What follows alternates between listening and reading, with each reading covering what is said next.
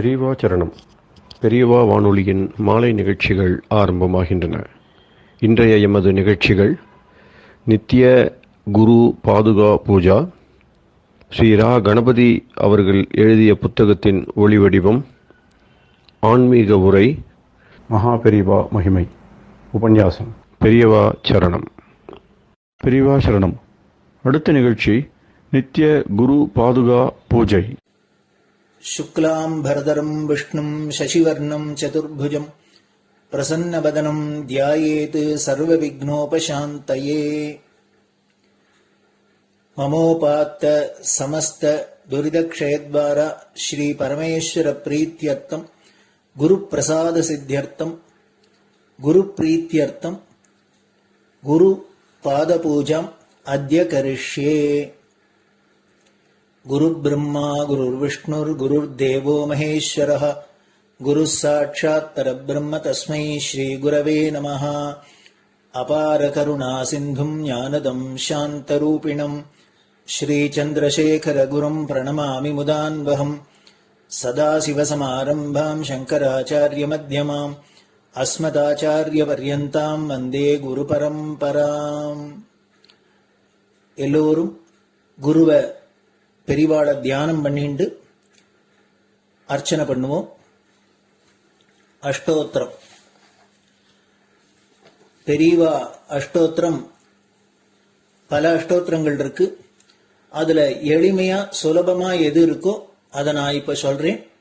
எல்லோரும் இதை கேட்டுண்டே திருப்பி சொல்ல முடிஞ்சுவா சொல்லி சொல்லி பெரிவாளுக்கு பாதத்துல ஒவ்வொரு புஷ்பத்தை அர்ச்சனை பண்ணலாம். ओम श्री कांची कामकोटि पीठाधीश्वराय नमः. श्रीमत् चंद्रशेखरेन्द्र सरस्वती गुरुभ्यो नमः. संन्यासाश्रम शिखराय नमः. काषाय दंडधारिणे नमः. सर्वपीठापहारिणे नमः. स्वामिनाथ गुरवे नमः. करुणासागराय नमः. जगदाकर्षण शक्तिमते नमः. सर्वचराचर हृदयस्थाय नमः. ओम भक्त परिपालक श्रेष्ठाय नमः. धर्म परिपालकाय नमः. श्री जयेन्द्र सरस्वत्याचार्याय नमः. श्री विजयेन्द्र सरस्वती पूजिताय नमः. शिवशक्ति स्वरूपाय नमः. भक्ताभीष्ट प्रदायकाय नमः. ब्रह्मण्य पोषकाय नमः. ब्रह्म विष्णु शिवैक्य स्वरूपाय नमः. कांची क्षेत्रवासाय नमः. कैलाश शिखरवासाय नमः. स्वधर्म परिपोषकाय नमः. चातुर्वर्ण संरक्षकाय नमः. लोकरक्षण संकल्पाय नमः. ओम ब्रह्मनिष्ठापराय नमः. सर्वपापहराय नमः. धर्मरक्षक संतुष्टाय नमः. भक्तार्पितधन स्वीकर्त्रे नमः. सर्वोपनिषत् सारज्ञाय नमः. सर्वशास्त्रगम्याय नमः. सर्वलोक पितामहाय नमः. भक्ताभीष्ट प्रदायकाय नमः. ब्रह्मण्य पोषकाय नमः. नानाविध पुष्पार्चितपताय नमः. रुद्राक्ष क्रीडधारिणे नमः. भस्मोद्दोलित विग्रहाय नमः. सर्वज्ञाय नमः. सर्वचराचर व्यापकाय नमः. अनेक शिष्य परिपालकाय नमः. मनश्चाञ्चल्य निवर्तकाय नमः. अभयहस्ताय नमः. भयापहाय नमः. यज्ञपुरुषाय नमः. यज्ञानुष्ठान रुचिप्रदाय नमः. यज्ञसम्पन्नाय नमः. यज्ञसहायकाय नमः. यज्ञफलदाय नमः. यज्ञप्रियाय नमः. उपमानरहिताय नमः. स्फटिक तुलसी रुद्राक्ष हारधारिणे नमः. चातुर्वर्ण समदृष्टये नमः. ऋग्यजुस्साम अथर्वणादि चतुर्वेद संरक्षकाय नमः. दक्षिणामूर्तिस्वरूपाय नमः जाग्रत् स्वप्न सुषुप्ति अवस्थातीताय नमः कोटिसूर्यतुल्यतेजोमय शरीराय नमः साधुसङ्गसंरक्षकाय नमः अश्वगज गोपूजा निर्वर्तकाय नमः गुरुपादुकपूजातुरन्तराय नमः कनकाभिषिक्ताय नमः स्वर्णबिल्वदलपूजिताय नमः सर्वजीवमोक्षदाय नमः मूकवाक्ताननिपुणाय नमः नेत्रदीक्षादानाय नमः द्वादशलिङ्गस्थापकाय नमः गानरसप्रियाय नमः ब्रह्मज्ञानोपदेशकाय नमः सकलकलासिद्धिताय नमः चातुर्वर्ण्यपूजिताय नमः अनेकभाषासम्भाषण कोविताय नमः अष्टसिद्धिप्रदायकाय नमः ओम श्री शारदामठसुस्थिताय नमः नित्यान्नदानसुप्रीताय नमः प्रार्थनामात्रसुलभाय नमः पादयात्राप्रियाय नमः नानाविधमतपण्डिताय नमः श्रुतिस्मृतिपुराणज्ञाय नमः देवयक्षकिन्नरकिंपुरुषपूज्याय नमः श्रवणानन्दकरकीर्तये नमः दर्शनानन्दाय नमः अद्वैतानन्दभरिताय नमः अव्याजकरुणामूर्तये नमः शैव वैष्णवादिमान्याय नमः श्रीशङ्कराचार्याय नमः दण्डकमण्डलोहस्ताय नमः वीणामृदङ्गसकलवाद्यनाथस्वरूपाय नमः रामकथारसिकाय नमः वेदवेदाङ्ग आगमादिसकलकलासतस्प्रवर्तकाय नमः हृदयगुहाशयाय नमः शतरुद्रीयवर्णितस्वरूपाय नमः केदारेश्वरनाथाय नमः अविद्यानाशकाय नमः निष्कामकर्मोपदेशकाय नमः लघुभक्तिमार्गोपदेशकाय नमः लिङ्गस्वरूपाय नमः सालग्रामसूक्ष्मस्वरूपाय नमः कालड्यां शङ्करकीर्तिस्तम्भनिर्माणकर्त्रे नमः जितेन्द्रियाय नमः शरणागतवत्सलाय नमः श्रीशैलशिखरवासाय नमः डमरुकनादविनोदाय नमः वृषभारूढाय नमः दुर्मदनाशकाय नमः आभिचारिकदोषहर्त्रे नमः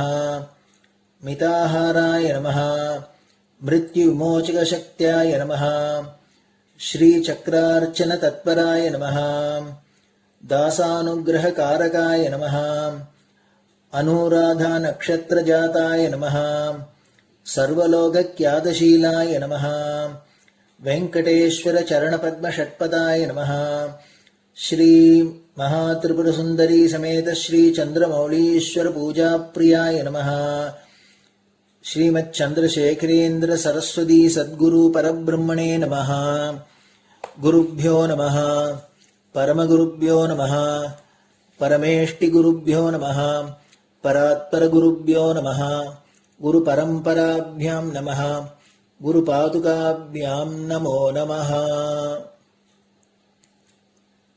அடுத்தது ஊதுபத்தி இருந்தா அதை காமிச்சு தூபம், நெய் தீபம் இருந்தா காமிச்சு அதை நெய் தீபம் தீபம் காமிச்சுட்டு நைவேத்தியம் வெத்தலைப்பாக்கு பழம் இதுலேருந்து ஆரம்பிச்சு அவளுக்கு எது சௌரியமோ அதுபடி நைவேத்தியம் பண்ணலாம். அதுக்கு அடுத்தது கற்பூர ஹாரத்தி பண்ணி எல்லோரும் பிரதட்சிண நமஸ்காரம் பண்ணி பெரியவாள்கிட்ட பிரார்த்தனை பண்ணிண்டு எல்லோரும் க்ஷேமமா இருக்கணும், லோகம் பரம மங்களமா சௌக்கியமா இருக்கணும், எல்லோரும் வியாதி வெக்க இல்லாத ஆயுராரோக்கிய ஐஸ்வர்யத்தோட சாந்தம் அமைதியோட ஞான வைராக்கியத்தோட எல்லோரும் நல்லவர்களாயிருந்து நன்மையை அடையணும்னு பிரார்த்தனை பண்ணி இந்த பூஜையை தினம் செய்யலாம். குரு பிரம்மா குருர் விஷ்ணுர் குருர் தேவோ மகேஸ்வரः गुरुः साक्षात् परब्रह्म तस्मै श्रीगुरवे नमः। अपारकरुणासिन्धुम् ज्ञानदम् शान्तरूपिणम् श्रीचन्द्रशेखरगुरुम् प्रणमामि मुदान्वहम्। सदाशिवसमारम्भाम् शङ्कराचार्यमध्यमाम् अस्मदाचार्यपर्यन्ताम् वन्दे गुरुपरम्पराम्. குரு பாத பூஜை நிறைவடைஞ்சது. பெரியவா சரணம். பெரியவா சரணம். பெரியவா வானொலியில் நேயர்கள் அடுத்து கேட்க இருப்பது ஸ்ரீ ரா கணபதி அவர்கள் எழுதிய புத்தகத்தின் ஒளி வடிவம். அளிப்பவர் ஸ்ரீமதி உமா சங்கர் அவர்கள். தேனினும் இனிய சொல்லான் தீச்சுடர் மேனி கொண்டான் ஊனுயிர்க்குயிரதான ஒன்றினைக் கலந்து நின்றான் ஏனினிக் கவலை நெஞ்சே இன்றுனக் அருள் செய்தான் இஞ்ஞானவான் காமகோட்டி நாதனை நம்புவோமே. ஜெய ஜெய சங்கர ஹரஹர சங்கர. மகாபெரியவாளின் உபதேசங்களை ரா கணபதி அண்ணா தெய்வத்தின் குரல் என்ற பெயரில் 7 பாகங்களாக தொகுத்து அளித்ததின் முதல் பாகத்தின் அடுத்த பகுதி மதம். தர்மமே தலை காக்கும். புத்தாண்டு பிறக்கப் போவதற்கு அறிகுறியாக இயற்கை அன்னை தனது மரவர்க்கங்களின் அரசிளம் குழந்தைகளான அரசையும் வேம்பையும் முதலில் அடியோடு இலை உதிரச் செய்கிறாள். பிறகு பச்சை துளிர்களை தழைக்க வைக்கிறாள்.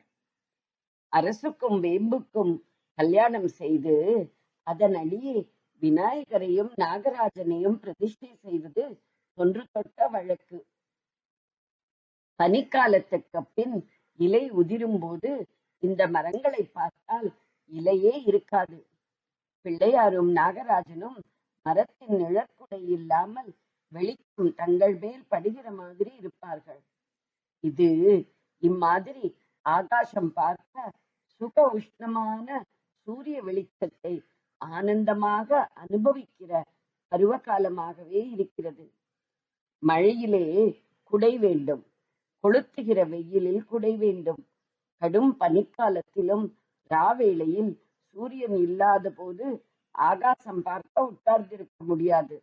ஆனால் அத்தனை பனி இல்லாத இந்த இலையுதிர் காலத்தில் சிவராத்திரியோடு குளிர் சிவசிவா என்று போய்விடும் என்பார்கள். அப்படிப்பட்ட காலத்தில் சுக உஷ்ணமாக சூரியன் இருக்கிற காலத்தில் பகல் ராப்பொழுது இரண்டிலும் ஆகாசம் பார்க்க உட்கார்ந்திருக்கலாம். இதை உணர்த்துகிறது போலவே இயற்கை அன்னை இந்த பருவத்தில் விக்னேஸ்வரருக்கும் நாகராஜனுக்கும் சூரிய பூஜை செய்கிற மாதிரி மேலே இருக்கிற அரசு வேம்பு மரங்களின் இலைகளை உதிர்த்து விடுகிறாள். நாகராஜனை சுப்பிரமணிய சுவாமி என்றே சொல்லலாம். தெலுங்கர்கள் சுப்பிரமணியர் பாம்பு இரண்டையும் சுப்பராயுடு என்றே சொல்கிறார்கள். சஷ்டியில் நாகராஜ பூஜை செய்கிற வழக்கம் நம் தமிழ் தேசத்திலும் பிராச்சீனமாக இருந்து வந்திருக்கிறது. ஆதி தம்பதிகளின் முதல் குழந்தைகளான பிள்ளையார் குமாரசுவாமி 2 பேருக்கும் இயற்கை அன்னை காட்டுகிற பரிவு பார்வதி பரமேஸ்வரர்களின் குழந்தைகளான நம் அத்தனை பேரிடமும் காட்டுகிற அன்புக்கு அடையாளமாக இருக்கிறது. அது நிறைந்த பரிவாக இருக்கிறது. இப்போது சுகோஷ்ணமாக மித வெப்பமாக இருப்பதால் இவர்களை இப்படி சூரிய ஒளியில் உட்கார்த்தி வைத்திருந்தாலும் வசந்த காலம் வந்தவுடன் சூரியன் கொஞ்சம் உக்ரமானவுடன் அது அவர்களை உபதிரவப்படுத்தக் கூடாது என்கிற கரிசனம் இயற்கை அன்னைக்கு வந்துவிடுகிறது. சூரியன் கடுமையாகும் காலத்தில் துளிர்கள் தழைத்து பசுங்குடை பிடிக்கிறாள். இலை உதிர்ப்பது துளிர்ப்பது எல்லாம் இயற்கை, லோக நியதி. அவை யுகாந்தரங்களாக மாறாமல் நடப்பவை. பிரபஞ்சத்தில் ஒவ்வொன்றுக்கும் இப்படித்தான் நடக்க வேண்டும் என்று நியதி இருக்கிறது. அப்படி அவை நியதிப்படி நடப்பதால் தான் உலக வாழ்க்கை நடக்க முடிகிறது. இல்லாவிட்டால் எல்லாம் நெறிகெட்டு போய்விடும். அதாவது லோகத்தில் உள்ள சமஸ்த ஜீவராசிகளும் சௌக்கியமாக வாழ வேண்டும் என்கிற அன்பான எண்ணத்திலேயே அவை ஒன்றோடொன்று ஒத்துப்போவதற்காக இப்படி ஒவ்வொன்றுக்கும் ஒரு தர்மம், நியதி ஈஸ்வரனால் ஏற்படுத்தப்பட்டிருக்கிறது. தன் குழந்தைகளை வெயில் படாமல் மழை படாமல் காப்பாற்ற வேண்டும். அவர்களுக்கு இளவெயிலின் வெப்பம் தேவையாக இருக்கிற போது அதை தந்து அரவணைக்க வேண்டும் என்கிற அன்பு ஈஸ்வரனுக்கு இருப்பதால் அதற்கு அனுசரணையாக இயற்கையை நடத்தி வைத்து மரங்களுக்கு ஒரு நியதியை, தர்மத்தை தந்திருக்கிறார்.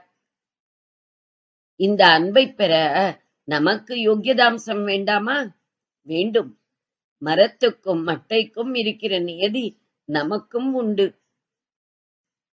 லோகக்ஷேமத்துக்காக அதை நாம் நடத்தி காட்டுகிற போதுதான் ஈஸ்வரனின் அன்பை பெற பாத்தியதை கேட்கலாம். மனிதனுக்காக உள்ள இந்த நியதிக்கே தர்மம் என்று பெயர்.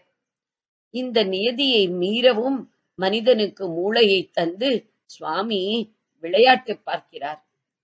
அந்த மூளையை வைத்துக்கொண்டு இவனும் எதை எதையோ சௌக்கியமாக நினைத்து கொண்டு அவற்றுக்காக அலைகிறான்.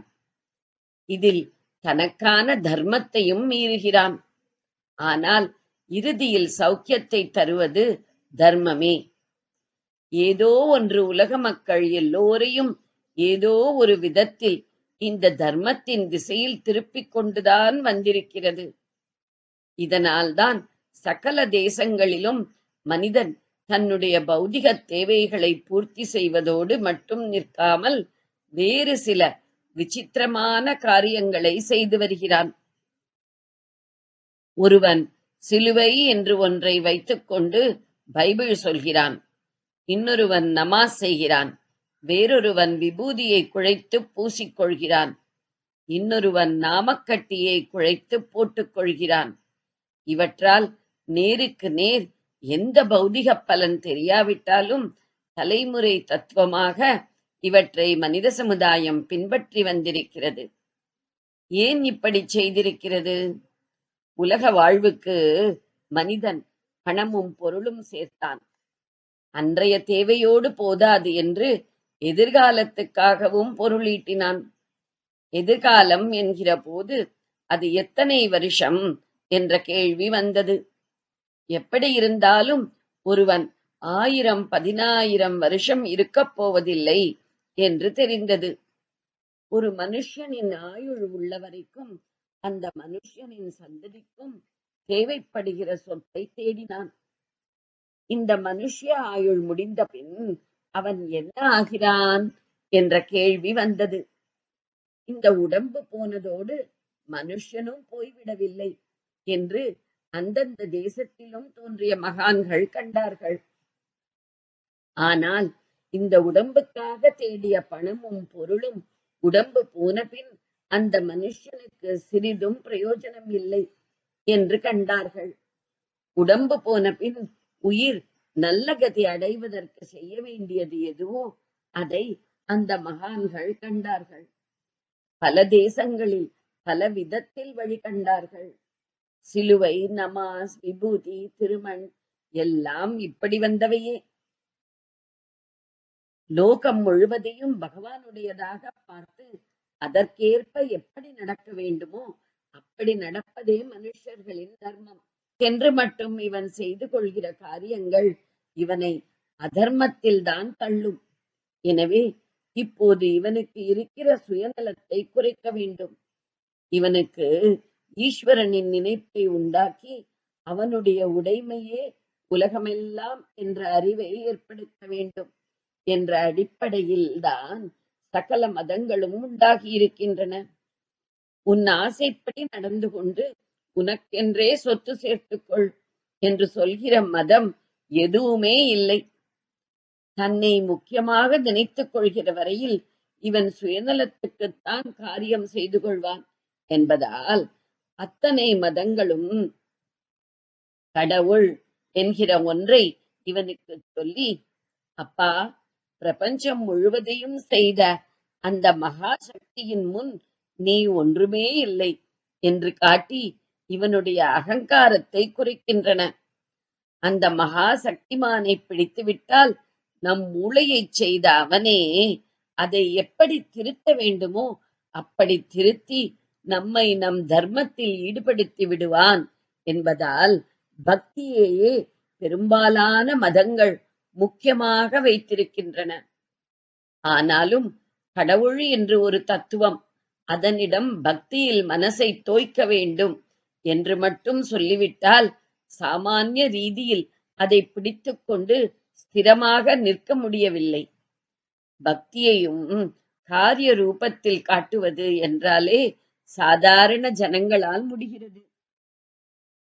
இதற்காகத்தான் ஒவ்வொரு மதத்திலும் சடங்குகள், சந்தியாவந்தனம், பிரேயர், நமாஸ் எல்லாம் வந்திருக்கின்றன.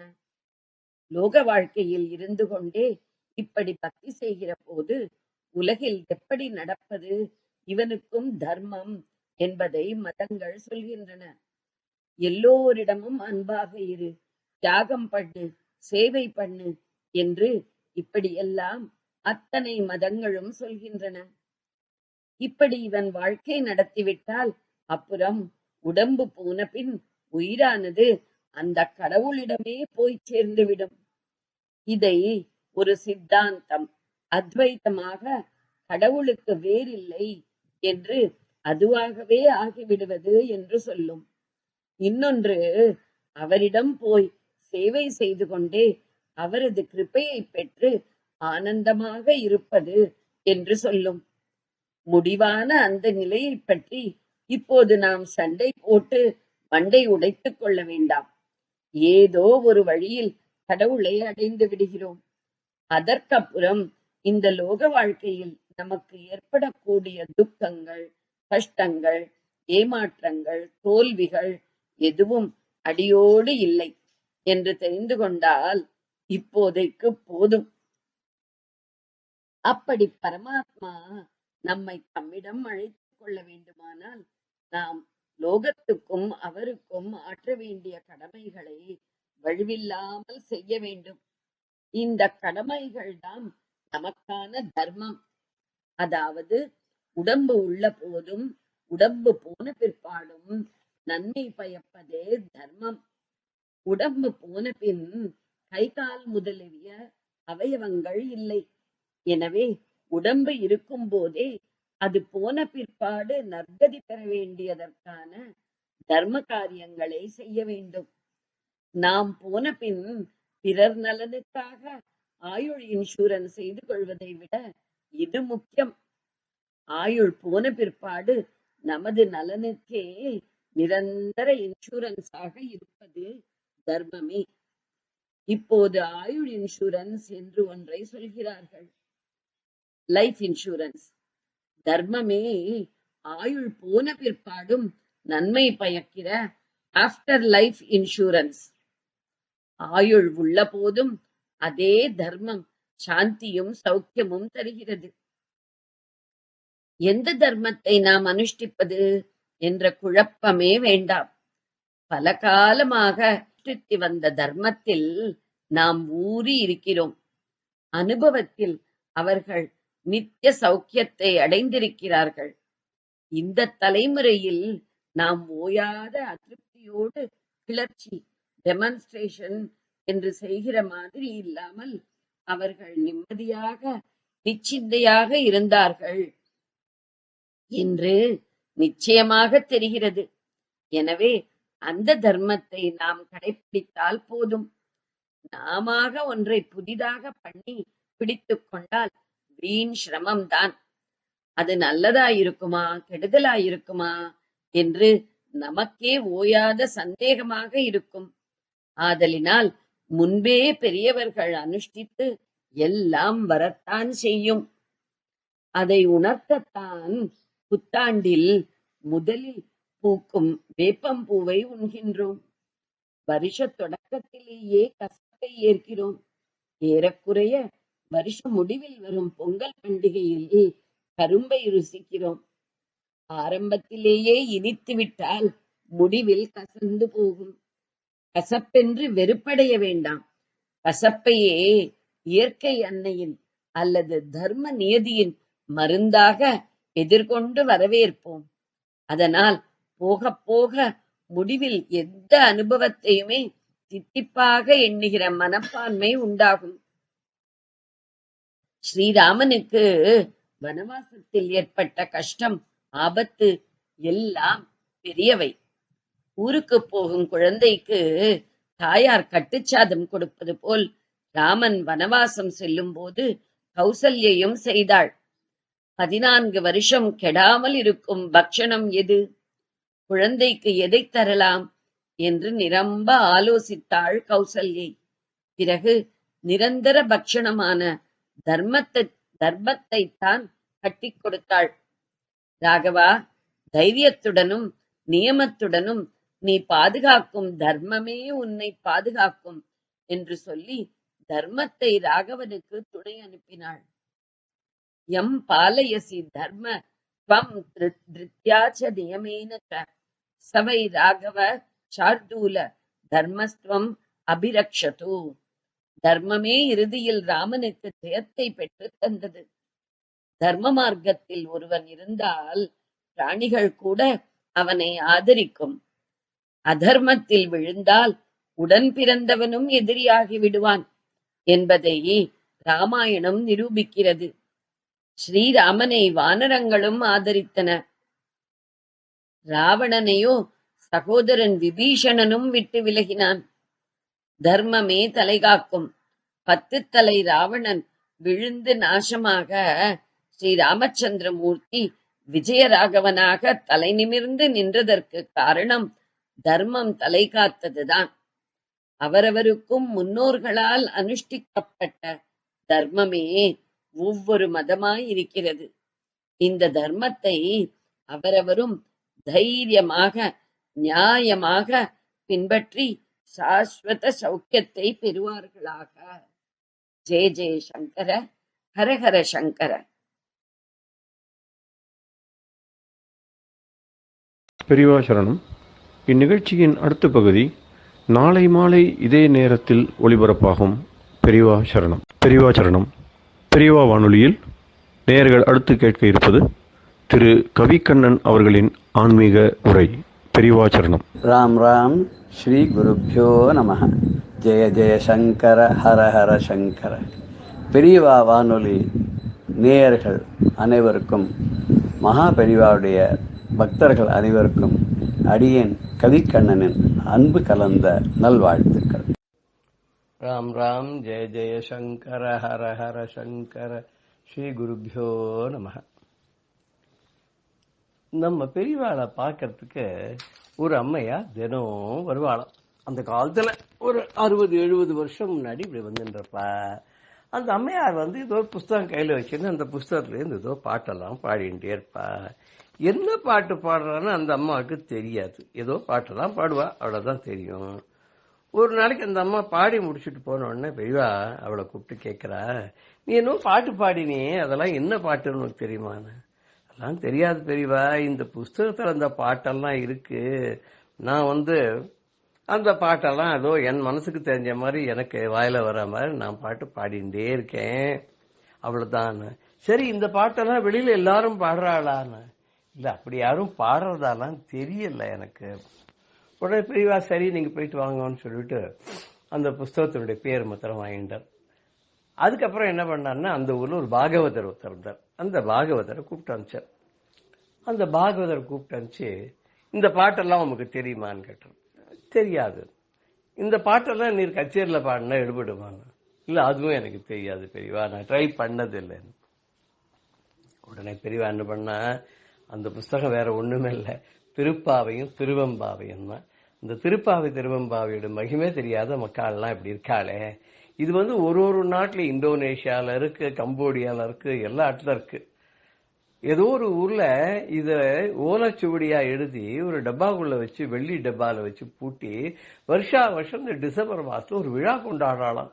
கம்போடியா அப்படிங்கிற ஊர், இன்னைக்கு அதான் காம்போஜ நகரம் இந்த காலத்துல பேரா இருந்திருக்கு. அங்க அவ என்ன சொல்லுவாளா, அது என்னதுன்னு கேட்டா அந்த விழாக்கு பேர் ட்ரிபாய் ட்ரிம்பாய்னு பேரும். ட்ரிபாய் ட்ரிம்பாய் அப்படின்னு என்னன்னா திருப்பாவை திருவம்பாவை தான் தெரிஞ்சு. அப்படி ட்ரிபாய் ட்ரிம்பாய்னு அவெல்லாம் மோளம் கூட்டிண்டு அதை சுத்தி வர நின்றுண்டு ஆடிண்டு பாடிண்டு அது அப்படி. ஆனா அது உள்ள என்ன இருக்குன்னு தெரியாது. ஆனா அவ பண்ணிட்டு இருக்கானா. இப்ப ஏற்பட்ட மகிமை வாய்ந்த திருப்பாவை திருவெம்பாவைய நம்ம இப்படி கைவிட்டுடலாமா அப்படின்னு சொல்லிட்டு பெரியவா என்ன பண்ணா, ஒரு திருப்பாவை திருவெம்பாவை மாநாடு ஒண்ணு நடத்தினார். மாநாடு நடத்தி அந்த புஸ்தகங்களை, திருப்பாவை திருவெம்பாவை புஸ்தகங்களை யானை மேல வச்சு ஊர்வலமா ஆயிடுச்சுன்னு வந்து மடத்துல ஒருத்தர் பாட்டு தெரிஞ்சவாளை கூப்பிட்டு அந்த பாட்டெல்லாம் பாட சொல்லி, அதுக்கப்புறம் அரிக்குடி ராமானுஜங்கார வரவழைச்சு அவரோட அளவலாவி இந்த பாடல்கள்லாம் இசையமைக்க சொன்னார். அவரும் பெரியவா சொன்னா கேட்காத இருப்பாரோ, உடனே அந்த திருப்பாவை திருவெம்பாவைக்கு அந்த காலத்துல ஒரு மெட்டமைச்சு முதல்ல திருப்பாவைக்கு அந்த டியூனோட பாடினது யாருன்னா எம்எல் வசந்தகுமாரி தான் முதல்ல பாடினா. அப்புறம் அரியக்குடி அவ வகையராஜ், அந்த கேவி நாராயணசுவாமி அவ எல்லாரும் திருப்பாவை திருவெம்பாவெல்லாம் பாட ஆரம்பிச்சா. கச்சேரியில கேவி நாராயணசுவாமியும் சரி, அரியக்குடி ராமானுஜங்காரும் சரி, ஒரு திருப்பாவை பாடாத கண்டிப்பா இருக்க மாட்டா. இன்னைக்கு அவ வழியில வந்த சிஷ்யா எல்லாம் கூட கச்சேரி பண்ணும்போது திருப்பாவை பாடிட்டு தான் இருப்பா. இப்படி திருப்பாவை மகாநாடே நடத்தி திருப்பாவையும் திருவெம்பாவையும் எல்லா இடத்துலயும் பாட வச்ச பெருமை யார சேரும்னா, கண்டிப்பா இதுக்கு மூல வித்துட்டவர் நம்ம பெரியவா தான் அப்படின்னு சொன்னாக்க கண்டிப்பா அதை மறுக்க முடியாது. இன்னைக்கு மார்கழி மாசம் வந்துடுத்துன்னா எல்லா கோவில்லையும் காத்தால எங்க பார்த்தாலும் திருப்பாவை பாட்டு வைக்கிறா. காத்தால ஒரு கோவில்ல 30 பாட்டு வைக்கிறா. ஒரு பாட்டு பாடுறதுக்கு 3 நிமிஷம் ஆகும். 30 பாட்டுக்கு 90 நிமிஷம், 1.5 மணி நேரம். 4:30 மணிக்கு ஆரம்பிச்சா 6 மணிக்கு முடிஞ்சு போயிடும். அது முடிஞ்ச உடனே பெருமாளுக்கு தீபாரதனை காமிச்சு நிவேதனம் பண்ணி எல்லாருக்கும் பொங்கல் கொடுக்கறா இல்லையா. அந்த மார்கழி மாசத்தினுடைய அந்த பெருமாளுக்கு கொடுத்த பொங்கலினுடைய ருச்சியும் அந்த மனமும் சொல்ல முடியாத அளவுக்கு இருக்கும் இல்லையா. அது மாத்திரமா எங்க பார்த்தாலும் இப்ப எல்லாம் திருப்பாவை உபன்யாசம் வேற நடக்கிறது. ஒண்ணு காத்தாலும் நடக்கிறது, இல்லைன்னா சாயங்காலம் நடக்கிறது. எல்லா இடத்துலயும் ஆங்காங்க பெருமாள் கோவில்ல தான் இல்ல, எல்லா இடத்துலயும் எங்கெங்கெல்லாம் பக்தர்கள் கூடுறாளோ அங்கெங்கெல்லாம் நிறைய இடத்துல திருப்பாவை உபன்யாசங்கள்லாம் நடக்கிறது இல்லையா. இதுக்கெல்லாம் முக்கியமான மூலகர்த்தா யாரு அப்படின்னு கேட்டா நம்ம பெரியவாதான் அப்படின்னு சொன்னா இதுல கொஞ்சம் கூட இதுக்கு யோசனையே பண்ணாத ஆமான்னு நம்ம கை தூக்கலாம்னா பெரியவா இந்த மாதிரி பல நல்ல காரியங்கள்லாம் நிறைய சமாச்சாரங்கள்லாம் பண்ணிருக்கா. ஒரு சமயத்துல பெரியவா என்ன பண்ணிட்டு இருக்கா, 1958 வாக்குல சென்னையில மாம்பலத்துல முகாமிட்டிருக்கா. முகாமிட்டிருக்கான்னு காத்தால வழக்கம் போல பார்த்தா காத்தால கோ பூஜை, கஜ பூஜை இதெல்லாம் நடக்கும். நிர்மால்ய தரிசனம் இருக்கும். பெரியவா எழுந்தோன்னு சுப்ரபாத தரிசனம் இருக்கும். அதுக்கப்புறம் பெரியவா ஸ்நானங்கள்லாம் பண்ணிட்டு பூஜை எல்லாம் பண்ணுவா. பூஜை எல்லாம் முடிஞ்ச உடனே பிக்ஷாவந்தனம் ஆகும். அதுக்கப்புறம் கொஞ்ச நாள் வித்வான்களோட பேசிட்டு இருப்பா. அப்புறம் 3 வாணி வாக்குல கிளம்பி இப்படி நிறைய நகர்வலம் மாதிரி கிளம்புவா.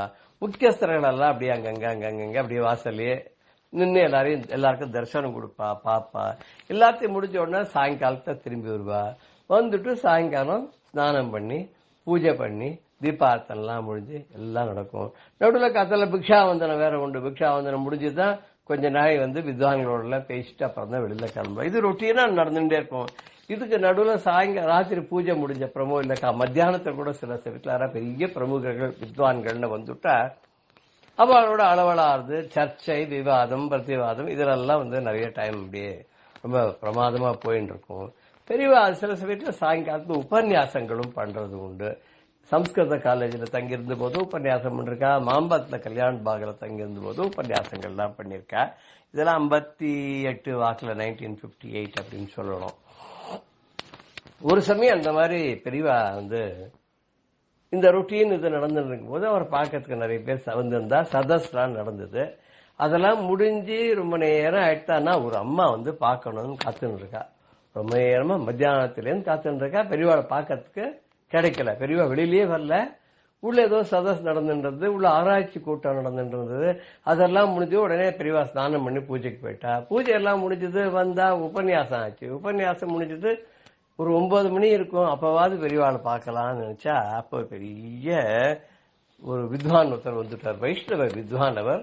ஆனா அவருக்கு பெரியவாட்ட ரொம்ப மதிப்பு மரியாதை உண்டு. அவர் ஏதோ அவரோட பெரியவாட ஏதோ சில விஷயங்கள் கலந்து ஆலோசனை பண்ணி அவர்கிட்ட பெரியவாடைய அபிப்பிராயம் என்னன்னு கேட்டுட்டு போகணுன்றதுக்காக வந்திருக்கார்.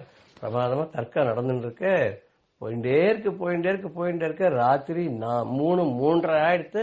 4 மணிக்குத்தான் அவர் அந்த இதெல்லாம் முடிச்சார். முடிஞ்ச உடனே பெரியவா எழுந்து சற்றே அப்படி சிரம பரிகாரத்துக்காக அப்படி ஒரு 2 நிமிஷம் வெளியில வரலான்னு வந்தா இந்த அம்மா தன்னோட பொண்ணோடையும் ஒரு கை குழந்தையோட நின்றுட்டு இருக்கா. காத்தால 4:30 மணிக்கு. பெரியவா கேட்கிறா, யாருமா நீ, எப்ப வந்த, எப்பல இருந்து நிக்கிற, இங்க உனக்கு என்ன வேணும் அப்படின்னு கேட்கிறா. அந்த அம்மா சொல்றா, நான் நேத்தி காத்தாலே வந்துட்டேன், காத்தாலே இருந்து நான் காத்துட்டு இருக்கேன், பெரியவா தரிசனம் எனக்கு கிடைக்கவே இல்லை. என் பொண்ணுக்கு குழந்தை பிறந்திருக்கு, அவ வந்திருந்தா இதுக்காக கன்ஃபைன்மெண்ட்டுக்கு வந்திருந்தா. இப்ப போய் அவ ஆத்துக்காரோட போய் அவ குடுத்தன மடத்துக்கு போகணும். காத்தால ரயில் அவளுக்கு 7:30 மணிக்கு ரயில் அவளை அனுப்பணும் பெங்களூருக்கு. அதுக்குள்ளே பெரியவாட்ட ஆசீர்வாதம் வாங்கிட்டு பெரியவாளுடைய கருணையினால பிறந்த அந்த குழந்தை, இதுக்கு பெரியவாளுடைய ஆசீர்வாதத்தை வாங்கிட்டு அவளை அனுப்பணுன்றதுக்காக வந்தேன். நான் காத்தாலேருந்து காத்துட்டு இருக்கேன். ஆனா காத்துட்டு இருக்கேன்னா கூட நான் பெரியவாளுடைய பூஜையெல்லாம் பார்க்க முடிஞ்சுது, பிக்ஷா வந்தனத்தெல்லாம் பார்க்க முடிஞ்சுது, மரத்துல சாப்பிடவும் முடிஞ்சுது. மத்தியானம் பெரியவா ரொம்ப பிஸியா இருந்தது, உள்ள பேசிட்டு இருந்தது. சாயங்காலம் பூஜையும் பார்த்தேன். அதுக்கப்புறம் ராத்திரியும் நீங்க பெரியவாளை தரிசனம் பண்ணணும்னு காத்துட்டு இருந்தேன். எனக்கு என்னவோ கிடைக்கவே இல்லை இன்னைக்கு முழுக்க.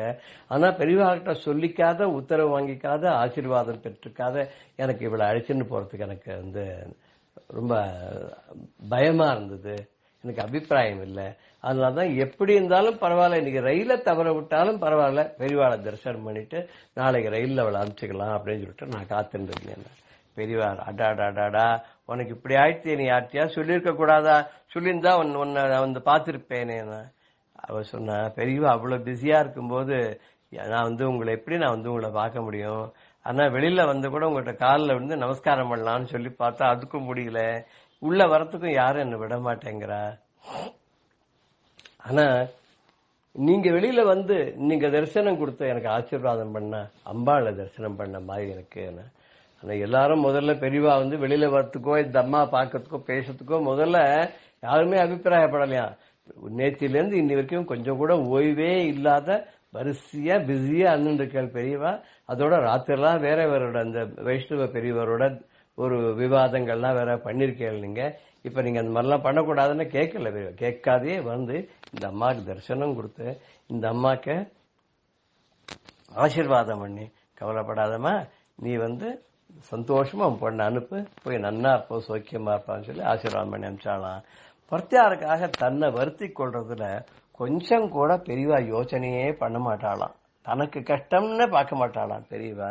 மற்றவா சந்தோஷம் அடைஞ்சா அந்த சந்தோஷமே தனக்கு சந்தோஷம் நினைக்கக்கூடிய பெரியவா இருக்காளே. இது மாதிரி உலகத்துல நம்ம யாரையா பார்க்க முடியுமா? பார்க்க முடியாது. இன்னொரு சமயத்துல ஒரு அன்பர் என்ன பண்ணினார் அப்படின்னாக்க, பெரியவாளை பார்க்கணும்னு போனார். ரொம்ப அழகான பன்னீர் ரோஜா புஷ்பத்துல மாலையை கட்டி எடுத்துன்னு போய் காத்துட்டு இருந்தார். பெரியவாளை பார்க்க முடியல, மாலையை கொடுக்கவும் முடியல. அவாத்து மாமி சொன்னா, காமாட்சியும் பெரியவாளும் ஒண்ணுதானே, சாதா மாலையை காமாட்சிக்கு போட்டுடலாம் வாங்கன்னு. அவர் கேட்கல. சாயங்காலம் வரைக்கும் காத்துட்டு இருந்தார். மறுநாளைக்கு கிளம்பி நேரம் வீட்டுக்கு போயிட்டு பூஜை ரூமுக்கு போனார். அங்க பூஜை ரூம்ல இருந்த ஆணியில அந்த மாலையை மாட்டிட்டார்.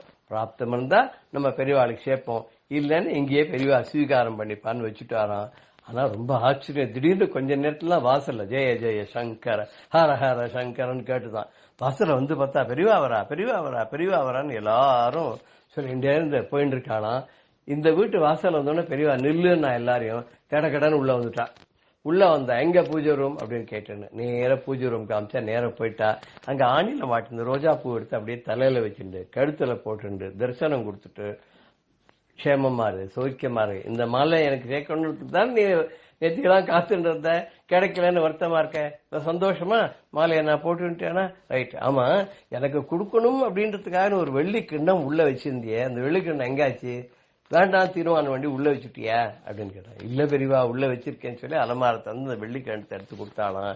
இது எதுக்குன்னா சுவாமிக்கு பால் நைவேத்தியம் பண்றதுக்காக வெள்ளிக்கிண்ணம் பண்ணி பெரியவாளுக்கு கொடுக்கணும்னு சொல்லி எடுத்துன்னு வந்திருந்தாராம். அந்த கிண்ணத்தை பெரியவாளை போய் பார்க்க முடியலையே, அதனால கொண்டு வந்துட்டார். மாலையும் கிண்ணத்தை எடுத்துன்னு வந்துட்டார். இப்ப தானே பெரியவா அந்த மாலையும் வாங்கி தான் போட்டுண்டு இப்போ அந்த வெள்ளிக்கிண்ணத்தையும் கேட்டு வாங்கி எடுத்துன்னு போனாலாம். தயாளன் நமக்கு நடக்கணும்னு இருந்ததுன்னா, அருள் கிடைக்கணும்னு இருந்ததுன்னா, பெரியவா நம்மளத்தானே தேடி அருள் செய்யக்கூடிய தெய்வம் இல்லையா? அவர் தேடி வந்தார். இந்த அன்பரை அவர் வீட்டுக்கே வந்தார். வீட்டுக்கே அவர்கிட்ட இந்த ரோஜாப்பூ மாலையும் வாங்கிட்டார். அவருக்காக பெரியவாளுக்காக வச்சிருந்த வெள்ளி கிண்ணத்தையும் வாங்கிட்டார். வாங்கிட்டதோடு எல்லாம் அவளுக்கு ஆசீர்வாதம் பண்ணிட்டு அங்கேருந்து அடுத்த மேல கிளம்பினார். இப்பேற்பட்ட தயாளுவை நம்ம எங்க பார்க்க முடியும் இனிமே? அவர் தான் பெரியவாளுக்கேனை, பெரியவாதான். ஜெய ஜெய சங்கர, ஹர ஹர சங்கர, ஸ்ரீ குருபியோ நம. ராம் ராம். பெரியவா சரணம். இந்நிகழ்ச்சியின் அடுத்த பகுதி நாளை மாலை இதே நேரத்தில் ஒளிபரப்பாகும். பெரியவா சரணம். பெரியவா சரணம். அடுத்த நிகழ்ச்சி மகா பெரியவா மகிமை உபன்யாசம். வழங்குபவர் பிரம்மஸ்ரீ கணேச சர்மா அவர்கள். அபார கருணா சிந்தும் ஞானதம் சாந்தரூபிணம் ஸ்ரீ சந்திரசேகர குரும் பிரணமாமி முதான்பகம். 1968 வருஷம் பெரியவா ஆந்திர பிரதேசத்தில் யாத்திரையில் இருக்கிறதே திரிவேணி சங்கமத்தில் அலகாபாத்தில் சங்கர மண்டபம், விமான மண்டபம், அதில் திரிவேணி சங்கம ஆலயமாக கட்டுறதுக்கு ஏற்பாடு பண்ணினா அதில் என்னென்ன சுவாரஸ்யமான நிகழ்ச்சிகளாக நடக்கிறது அப்படிங்கிறத பார்த்துட்டு வரும். அதில் சஹஸ்ரலிங்கம் அடிக்க சொன்னால் கணபதி ஸ்தபதியை, அந்த சஹஸ்ரலிங்கம் எப்படியெல்லாம் ஆரம்பிக்கப்பட்டது அப்படிங்கிறத பார்த்தோம். அதுக்கப்புறம் இந்த சஹஸ்ரலிங்கத்தை அலகாபாத்தில் கொண்டு போய் பிரதிஷ்டை பண்ணணும். அப்போ பெரியவா திருப்பி யாத்திரையில் இருந்தா, யாத்திரை இருக்கிறது சதாரலங் அப்படிங்கிற இடத்துல இருக்கிறது இந்த கணபதி ஸ்தபதி இந்த லிங்கத்தை கொண்டு போய் அங்கே வச்சா பெரியவா முதல்ல பார்க்கணும், பெரியவா பார்த்துட்டு பெரியவா கையால் இதை அனுகிரகம் பண்ணி அங்கே எடுத்துன்னு போகணும் அப்படின்னு. அப்படி எடுத்துன்னு பொறுத்து சிவராத்திரி அன்னைக்கு இந்த சஹஸ்ரலிங்கத்தை அங்கே எடுத்துன்னு போயிருக்கா.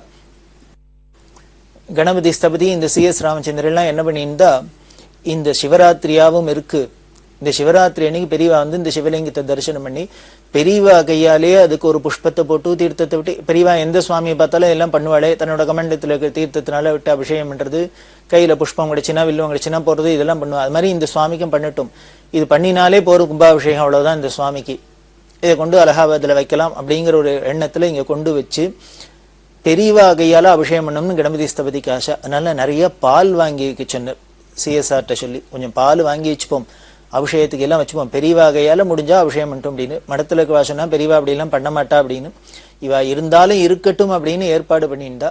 பெரியவா ஏன்னா சஹஸ்ரலிங்கமா இருக்கிறது ரொம்ப உயரமா இருக்கிறதுனால மேலே ஏறி அபிஷேகம் பண்ணணும்னா சாரம் கட்டியிருந்தா. மடத்துல இருக்கிறான்னு சொன்னா இந்த சாரத்தெல்லாம் ஏறி பெரியவா அப்படிலாம் பண்ண மாட்டா அப்படின்னா, நான் இவா இருக்கட்டும்னு ஏற்பாடு பண்ணி வச்சிருந்தா. பெரியவா அந்த 3ஆம் காலம் அப்படின்னு சொல்லக்கூடிய லிங்கோத்பவ காலத்துல இவா நினைச்சபடியே ஸ்தபதி சிஎஸ்ஆர்லாம் நினைச்சபடியே வாங்கி வச்சிருந்த பாலெல்லாம் தன்னோட கமண்டலத்தால எடுத்து அந்த சஹஸ்ரலிங்கத்துக்கு அபிஷேகம் பண்ணி பில்வத்தெல்லாம் போட்டு வழிபாடெல்லாம் பண்ணிவிட்டு இப்ப கொண்டு போய் வைங்கோ அப்படின்னு சொன்னா. ஸ்தபதியை தான் சொல்லுவேன், இதுக்கு மேல அது புனிதப்படுத்துறதுக்கு, அதோட சாநித்தியம் ஏறுறதுக்கு, பரமேஸ்வரன் அங்க இருந்த அனுகிரகம் பண்றதுக்கு வேற என்ன பண்ணணும்? மகாசிவராத்திரி புண்ணிய காலத்துல 3ஆம் காலத்துல பெரியவா கையாலே பாலாபிஷேகம் பண்ணி கொண்டு போய் அங்க பிரதிஷ்டை பண்ணப்பட்டு தான் இந்த அலகாபாத்தில் இருக்கிற சஹஸ்ரலிங்கம். அதை பிரதிஷ்டை பண்றதே எந்த ஒரு கோவிலையும் மூர்த்திய பிம்பங்களை பிரதிஷ்டை பண்ணி அடியில யந்திரம் வைக்கிற வழக்கம் உண்டு இல்லையா, அது மாதிரி இந்த சஹஸ்ரலிங்கத்துக்கு யந்திரம் வேணும் அப்படின்னு கேட்டார் கணபதி ஸ்தபதி பெரியவாள்கிட்ட. பெரியவா யந்திரம் வேண்டாம் அப்படின்னுட்டா, அடியில யந்திரம் வைக்க வேண்டாம் அப்படின்ட்டு. ஸ்தபதிக்கு புரியல, பெரியவா எதுவும் சாஸ்திர விரோதமா எந்த காரியம் பண்ண மாட்டா, சாஸ்திரத்துல சொன்னது அப்படியே அனுஷ்டிப்பாளே. இந்த ஆகமத்திலேயா இருக்கட்டும், சில்பசாஸ்திரங்கள்லயா இருக்கட்டும், இப்படி யந்திரத்தை வச்சு அடியில வச்சுதானே மேல பிரதிஷ்டை பண்ணணும், மூர்த்தி பிரதிஷ்டை பண்ணணும்னு இருக்கு, பெரியவா வேண்டாங்கிறாளே அப்படின்னு அவருக்கு புரியல. இது ஒரே குழப்பமா இருந்தது. அப்புறம் இன்னொரு சந்தர்ப்பத்துல போய் கேட்கறது, பெரியவா அதுக்கு ஏன் யந்திரம் வேண்டான்னு சொல்றான்னு புரியல. எல்லா கோவில் கும்பாபிஷேகத்துக்கும் பெரியவா யந்திரம் கொடுக்குறா, இப்படி பெரியவாளே கட்டுற கோவில் இதுல இருக்கிற சுவாமிக்கு ஏன் யந்திரம் கொடுக்கலன்னு வேண்டான்னு சொல்றான்னு புரியலன்னு. உடனே பெரியவா சிரிச்சுன்னே சொல்றா, நீ அந்த லிங்கம் அடிக்கிறதே எப்படி அடிச்ச அப்படின்னா. இவர் என்ன கண்டிஷன் போட்டிருந்தார், முழுக்க வேத பாராயணம் இருக்கணும், வேத கோஷம் இருக்கிறதே தான் ஒளி சத்தமும் இருக்கும், வேதம் சொல்லிகிட்டே தான் அடிப்போம் அப்படின்னு சொன்னார் இல்லையா. இதை சொல்றா பெரியவா, நீ வேத மந்திரம் சொல்லிதான் முழுக்க முழுக்க வேத கோஷத்தோட தான் இந்த சிவலிங்கம் அடிச்சிருக்கு. இப்ப இனிமே வேதம் முழுக்கலும் பூர்த்தியா மந்திரம் சொல்லி அங்க புனிதப்படுத்தி தான் இந்த சிவலிங்கமே உருவாயிருக்கு. அப்படி இருக்கிறது இதுக்கு மேல அதை புனிதப்படுத்துறதுக்கு, சாநித்தியம் ஏறுறதுக்கு வேற என்ன வேணும்? வேத மந்திரத்தை விடவா வேற என்ன பெரிய மந்திரம் இருக்க போறது? அதனால பூர்ணமா வேதம் சொல்லி அடிச்ச இந்த சிவலிங்கத்துக்கு தனியா ஒரு யந்திரம்ங்கிறது ஒண்ணு கூட வேணுங்கிற அவசியம் இல்லை, இப்படியே கொண்டு போய் அப்படின்னு. இப்பதான் புரிஞ்சது பெரியவா ஏன் வேண்டான்னு சொல்றா, யந்திரம் வேண்டாம் அடியிலன்னு சொல்றா அப்படின்னு. அப்படி வேதத்து மேலேயும் வேத மந்திரங்கள் மேலேயும் பெரியவாளுக்கு எப்படி ஒரு நம்பிக்கை. இதெல்லாம் நாம கேட்டா நமக்கே என்ன வரணும்னா, அந்த வேதத்து மேலேயும் வேத உபாசனை மேலேயும் அதனால இருக்கிற அந்த சம்பிரதாயத்து மேலேயும் நமக்கு அசைக்க முடியாத நம்பிக்கை வரும். அப்படி இந்த லிங்கத்துக்கு இது வேண்டாம் அப்படின்ட்டா. அதே மாதிரி காமாட்சி விக்கிரகம்லாம் பண்ணிட்டு இல்லையா, அந்த காமாட்சி விக்கிரகத்தை கொண்டு பெரியவாள்கிட்ட வச்சா இந்த அம்பாளை பார்த்துட்டு அதையும் ரொம்ப சந்தோஷப்பட்டுட்டு என்ன பண்ணா, அப்படியே இந்த அம்பாளோட மடியில தலையை வச்சுன்னு படுத்துன்னு விட்டா. இந்த ஸ்தபதிகளுக்கெல்லாம் ரொம்ப உருக்கமா இருந்தா ஆச்சரியமா இருந்தது. பெரியவாளுக்கு என்ன ஒரு பக்தி, என்ன ஒரு பாவம். சாட்சாத் ஜெகன்மாதாவான அந்த காமாட்சி மடியில, இன்னைக்கு அலகாபாத்ல இருக்கிற அந்த காமாட்சி மடியில பெரியவா தலையை வச்சுன்னு படுத்துன்னு இருக்கா. ஒரு பாட்டு கூட உண்டு, காமாட்சி தாய் மடியில் அப்படின்னு ஆரம்பிச்சு ஒரு பாட்டு இருக்கும், சீர்காழி கோவிந்தராஜன் பாடினது. அந்த பாட்டு தான் ஞாபகம் வருது. இந்த காமாட்சியோட தாய் மடியில தான் வளர்ந்த ஒரு அருளாட்சி பண்ற மகான் இல்லையாவா. அதனால அந்த ஜெகன்மாதாவான அந்த விக்கிரகத்து தலையிலேயே இவா படுத்துண்டா. அப்படி அதை புனிதப்படுத்தினா. இப்படி எல்லாம் அது நடந்தது. அதுல நடுப்புற பாலாஜி வச்சிருக்கா. கீழ்த்தளத்துல அம்பாள் காமாட்சி, நடுத்தளத்துல விஷ்ணு, மேல் தளத்துல சிவன் இருக்கு இல்லையா. இப்படி வச்சு ஏற்பாடு பண்றதே சில வைஷ்ணவர்களுக்கெல்லாம் இது மனசுல தாபமா இருந்தது. அதை பெரியவாள்கிட்ட சொன்னா. என்ன அப்படின்னா, அவளுக்கு என்ன அப்படின்னா, அவ சம்பிரதாயப்படி இருக்கிறதுலே விஷ்ணுதான் வசத்தி. இந்த விஷ்ணுக்கு மேல சிவனை வச்சிருக்காளு அப்படின்னுட்டு அவ என்ன பண்ணினா, அதாவது நமக்கு அஜ்ஞானம் தான் இதுக்கெல்லாம் காரணம். தெளிஞ்ச ஞானிகளுக்கு அதெல்லாம் கிடையாது. வேதத்துல ஒரு இடத்துல இதை வசதியா சொல்லியிருக்கு, இன்னொரு இடத்துல அதை வசதியா சொல்லியிருக்கு. வேதம் எல்லாத்தையும் சமமா தான் சொல்லியிருக்கு. இப்ப பிரம்மம் ஒண்ணுன்னு சொன்னதுக்கு அப்புறம் அதுக்கு பலவிதமான நாமரூபங்கள்ல குறிக்கப்படுறதே வழியே இதுல இந்த நாமரூபத்துல இருக்கிறதுலாம் வசதி, அந்த நாமரூபத்துல இருக்கிறது தான் மட்டம் அப்படிலாம் நம்ம நினைச்சோம்னா இது எதை குறிக்கிறது? நம்மளோட அஜ்ஞானத்தை தான் வெளிப்படுத்துறது, அஜ்ஞானத்தை தான் பிரகடனப்படுத்துறது. ஆனா தெளிஞ்ச ஞானிகளுக்கு அதெல்லாம் கிடையாது. இப்படி அஜ்ஞானத்தினால இவ சொன்னா. அவ என்ன சொன்னான்னா, கொஞ்சம் வாதமே பண்ணினா. பெரியவா ஒரு ஸ்மார்த்த சம்பிரதாயத்தை சேர்ந்தவரா இருக்கிறதுனால இவர் சிவனை மேல தூக்கி வச்சுட்டு அது சிவனுக்கு கீழே விஷ்ணு அப்படின்னு வச்சிருக்கிறாப்புல இருக்கு இந்த 3 தளத்துல பார்த்தா அப்படின்லாம் சொல்ல, பெரியவா சிரிச்சுட்டே சொன்னா, இது மாதிரி பாவத்தெல்லாம் வைக்கல. கீழே அம்பாள் அப்படின்னா அப்போ கீழே காமாட்சியை வச்சிருக்கு அப்படின்னா பரமேஸ்வரனுக்கும் விஷ்ணுக்கும் கீழே மட்டம்னு அர்த்தமா? இப்படி ஒவ்வொரு டயர்ல ஒண்ணு வைக்கிறதுனால இது வசதி அது மட்டம் அப்படின்னு இல்லை, அந்த பாவத்துல வைக்கல. அப்படியே இது வச்சிருந்த கூட இது கூட என்ன அழகா இருக்கு அப்படின்னா, அதுக்கு பெரியவா வியாக்கியானம் பண்ணினா, ஒரு அரச மரம் இருக்கு, இந்த விருட்சராஜன் அப்படின்னு சொல்றோம். இந்த அரசு மரத்திலேயே திருமூர்த்திகளும் சாநித்தியம் இருக்கிறதா நமக்கு புராணம் சாஸ்திரங்கள்லாம் சொல்றது. அந்த அரச மரத்தை குறிக்கிறதே அதுக்கு ஒரு ஸ்லோகம் உண்டே, அது என்னன்னு இவாழ்கிட்டலாம் கேட்டா. அந்த அரச மரத்துக்கு என்ன ஸ்லோகம் சொல்றோம்? மூலதோ பிரம்ம ரூபாய மத்தியதோ விஷ்ணு ரூபிணி அக்ரத சிவ ரூபாய விரக்ஷராஜாயதே நமஹா அப்படின்னு சொல்லியிருக்கு. அந்த அரச மரத்துல கீழ்பாகத்துல பிரம்மா இருக்கார், நடுபாகத்துல விஷ்ணு இருக்கார், களைன்னு சொல்லக்கூடிய உச்சியில மேல் பாகத்துல சிவன் இருக்கார் அப்படின்னு சொல்றது. திருமூர்த்திகளும் மேல இருக்கான்னு சொல்றது. அப்போ உடனே இந்த ஸ்லோகத்தை வச்சுட்டு அரச மரத்துல நடுப்புற விஷ்ணு இருக்கார், அதுக்கு மேல சிவன் இருக்காருன்னா இப்ப சிவன் வசதி விஷ்ணு மட்டம்னா இதுக்கு அர்த்தம் பண்ணுவேள்? அப்படி இல்லையே. ஒரே மரத்துலதான் எல்லாம் 3ம் ஒன்னா இருக்கு. இன்னும் சொல்ல போனா மேல் களைங்கிறத விட கீழே இருக்கிற அடியில இருக்கிற வேறு இன்னும் முக்கியம். அப்படி எல்லாம் அவளுக்கு வியாக்கியானம் பண்ணி இந்த பாவத்துலதான் அரச மரத்துல எப்படி இருக்கோ அதே மாதிரி தான் இங்கேயும் பண்ணிருக்கு. இங்க கீழே பிரம்மாவுக்கு பதிலா பரம சக்தியான பராசக்தியான அம்பாள் இருக்கா, நடுப்புற விஷ்ணு இருக்கார், மேல சிவன் இருக்கார். அதனால அரச மரத்துக்கு நாம எப்படி சொல்றோமோ அதே பாவத்திலே இங்கேயும் பார்க்கலாம். இது உயர்வு தாழ்வு இல்லை அப்படி எல்லாம் சொல்லி அவளுக்கு தெளிவை ஏற்படுத்தினா. அதாவது ஸ்மார்த்தம் அப்படின்னாலே என்ன அப்படின்னார், வேதத்துல எல்லாத்தையும் சமமா சொல்லியிருக்கு. அந்த வேதத்துல எப்படி சொல்லியிருக்கோ அதை அப்படியே ஏத்துண்டு அதுல நம்மளோட ராகத்வேஷத்தை கொண்டு வராத, விருப்பு வெறுப்புக்கு இடம் கொடுக்காத உபாசிக்கிறது தான் இந்த ஸ்மார்த்தம் அப்படிங்கிறதோட ஒரு தாத்பரியம். ஸ்மார்த்தம்னாலே என்னென்ன, ஸ்மிருதி அப்படின்னு சொல்லக்கூடிய சாஸ்திரம் என்ன சொல்லியிருக்கோ அதை அப்படியே அனுஷ்டிக்கிறவா, அனுஷ்டிக்கணும். அதுதான் எல்லாருக்குமே. அதுதான் இங்க முக்கியம். ஏன்னா நம்மளோட விருப்ப அங்க கொண்டு போகக்கூடாது. அப்படி கொண்டு போனோம்னா அதனால விபரீதம் தான் வரும். நமக்கு சித்த சுத்தி வரத்துக்கு ஏற்படுறதுக்கு பதிலா இந்த உபாசனைகள், இந்த பக்தி, இது எல்லாமே நமக்கு சித்தத்துல சுத்தியை கொடுக்கறதுக்கு பதிலா நம்மளோட ராகத்வேஷத்தை போக்கி நமக்கு தெளிவை ஏற்படுறதுக்கு பதிலா இன்னும் குழப்பத்தை தான் ஏற்படும், நமக்கு ராகத்வேஷத்தை தான் வளர்க்கும். அது கூடாது அப்படின்னு இங்க சொன்னா. அவள்லாம் வந்தவாள்லாம் கையை கும்பிட்டு பெரியவாளுக்கு நமஸ்காரம் பண்ணி பெரியவாளோட இந்த பாவம் வசந்த பாவமா இருக்கு, இதை இப்படியும் எடுத்துக்கலாம், அதனால பெரியவா மன்னிச்சுக்கணும் அப்படின்னு சொல்லி அவ க்ஷமாபணம் கேட்டுன்னு போனா. இப்படி பலவிதமான விஷயங்கள்லாம் சுவாரஸ்யமா நடக்கும் பெரியவா ஒரு காரியம் பண்றது. அப்படி அங்க நடந்தது. அதுல இன்னொரு ரொம்ப சந்தோஷமான வேடிக்கையான ஒரு விஷயம், பெரியவா கணபதி ஸ்தபதிகிட்ட பத்தி பேசின்னு இருக்கிறதே ஒவ்வொரு விஷயத்தையும் டிஸ்கஸ் பண்ணுவா ஒவ்வொரு காலகட்டங்கள்ல அப்படிலாம் சொன்னோம். அந்த கோவில்ல 3 சந்நிதி இருக்கு இல்லையா, அம்பாள் சந்நிதி இருக்கு, பெருமாள் சந்நிதி இருக்கு, சிவன் சந்நிதி இருக்கு. கதவு போடணுமே கர்ப்ப கிரகத்துக்கு, அந்த கர்ப்ப கிரகத்துக்கு கதவு போடுறத பத்தி பேச்சு வரத்தே பெரியவா ஸ்தபதிகிட்ட கேட்டா, பெங்களூர்ல முதலமைச்சரோட ரூமுக்கு சந்தன கதவு போட்டிருக்காளாமே உனக்கு தெரியுமோன்னு கேட்டா. ஸ்தபதி சொன்னார், எனக்கு தெரிஞ்சு சந்தன கதவு போடல, இந்த நிலப்படியெல்லாம் சாண்டல்வுட்ல வச்சிருக்கான்னு கேள்விப்பட்டேன் அப்படின்னு. இல்ல இல்ல, கதவே சந்தனத்துல தான் போட்டிருக்கு அப்படின்னா. இது எதுக்கு இப்போ இந்த பிரச்சனை? உடனே பெரியவா சொல்றா, ஒரு சாதாரண மனுஷா உட்கார்ற ரூமுக்கே ஒரு பதவியில இருக்கிறவா பெரிய மனுஷா அவ ரூமுக்கே சந்தனத்துல கதவு போடுறான்னா, சர்வேஸ்வரனான பகவான் இருக்கிற ரூமுக்கு அவர் இருக்கிற இடத்துக்கு சந்தன கதவு போட வேண்டாமோ?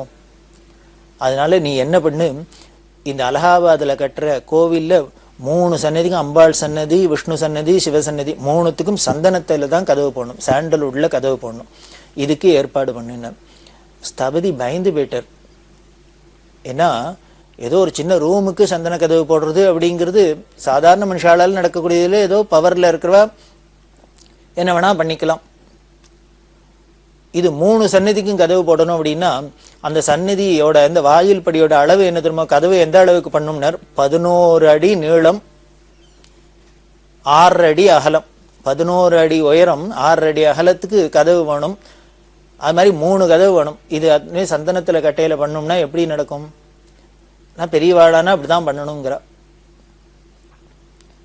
இவர் என்ன பண்ணினார், உடனே போய் CS ராமச்சந்திரிட்ட சொன்னேன், பெரியவா இது மாதிரி சந்தன கதவு தான் வேணும்னு ஆசைப்படுறா, யாரோ ஒரு முதலமைச்சர் ரூமுக்கே சந்தன கதவு இருக்கு, சர்வேஸ்வரன் அண்டச்சராச்சரத்துக்கும் அதிபதி, அவளுக்கு இந்த கதவு வேண்டாமான்னு கேட்கிறா, என்ன பண்றதுன்னு.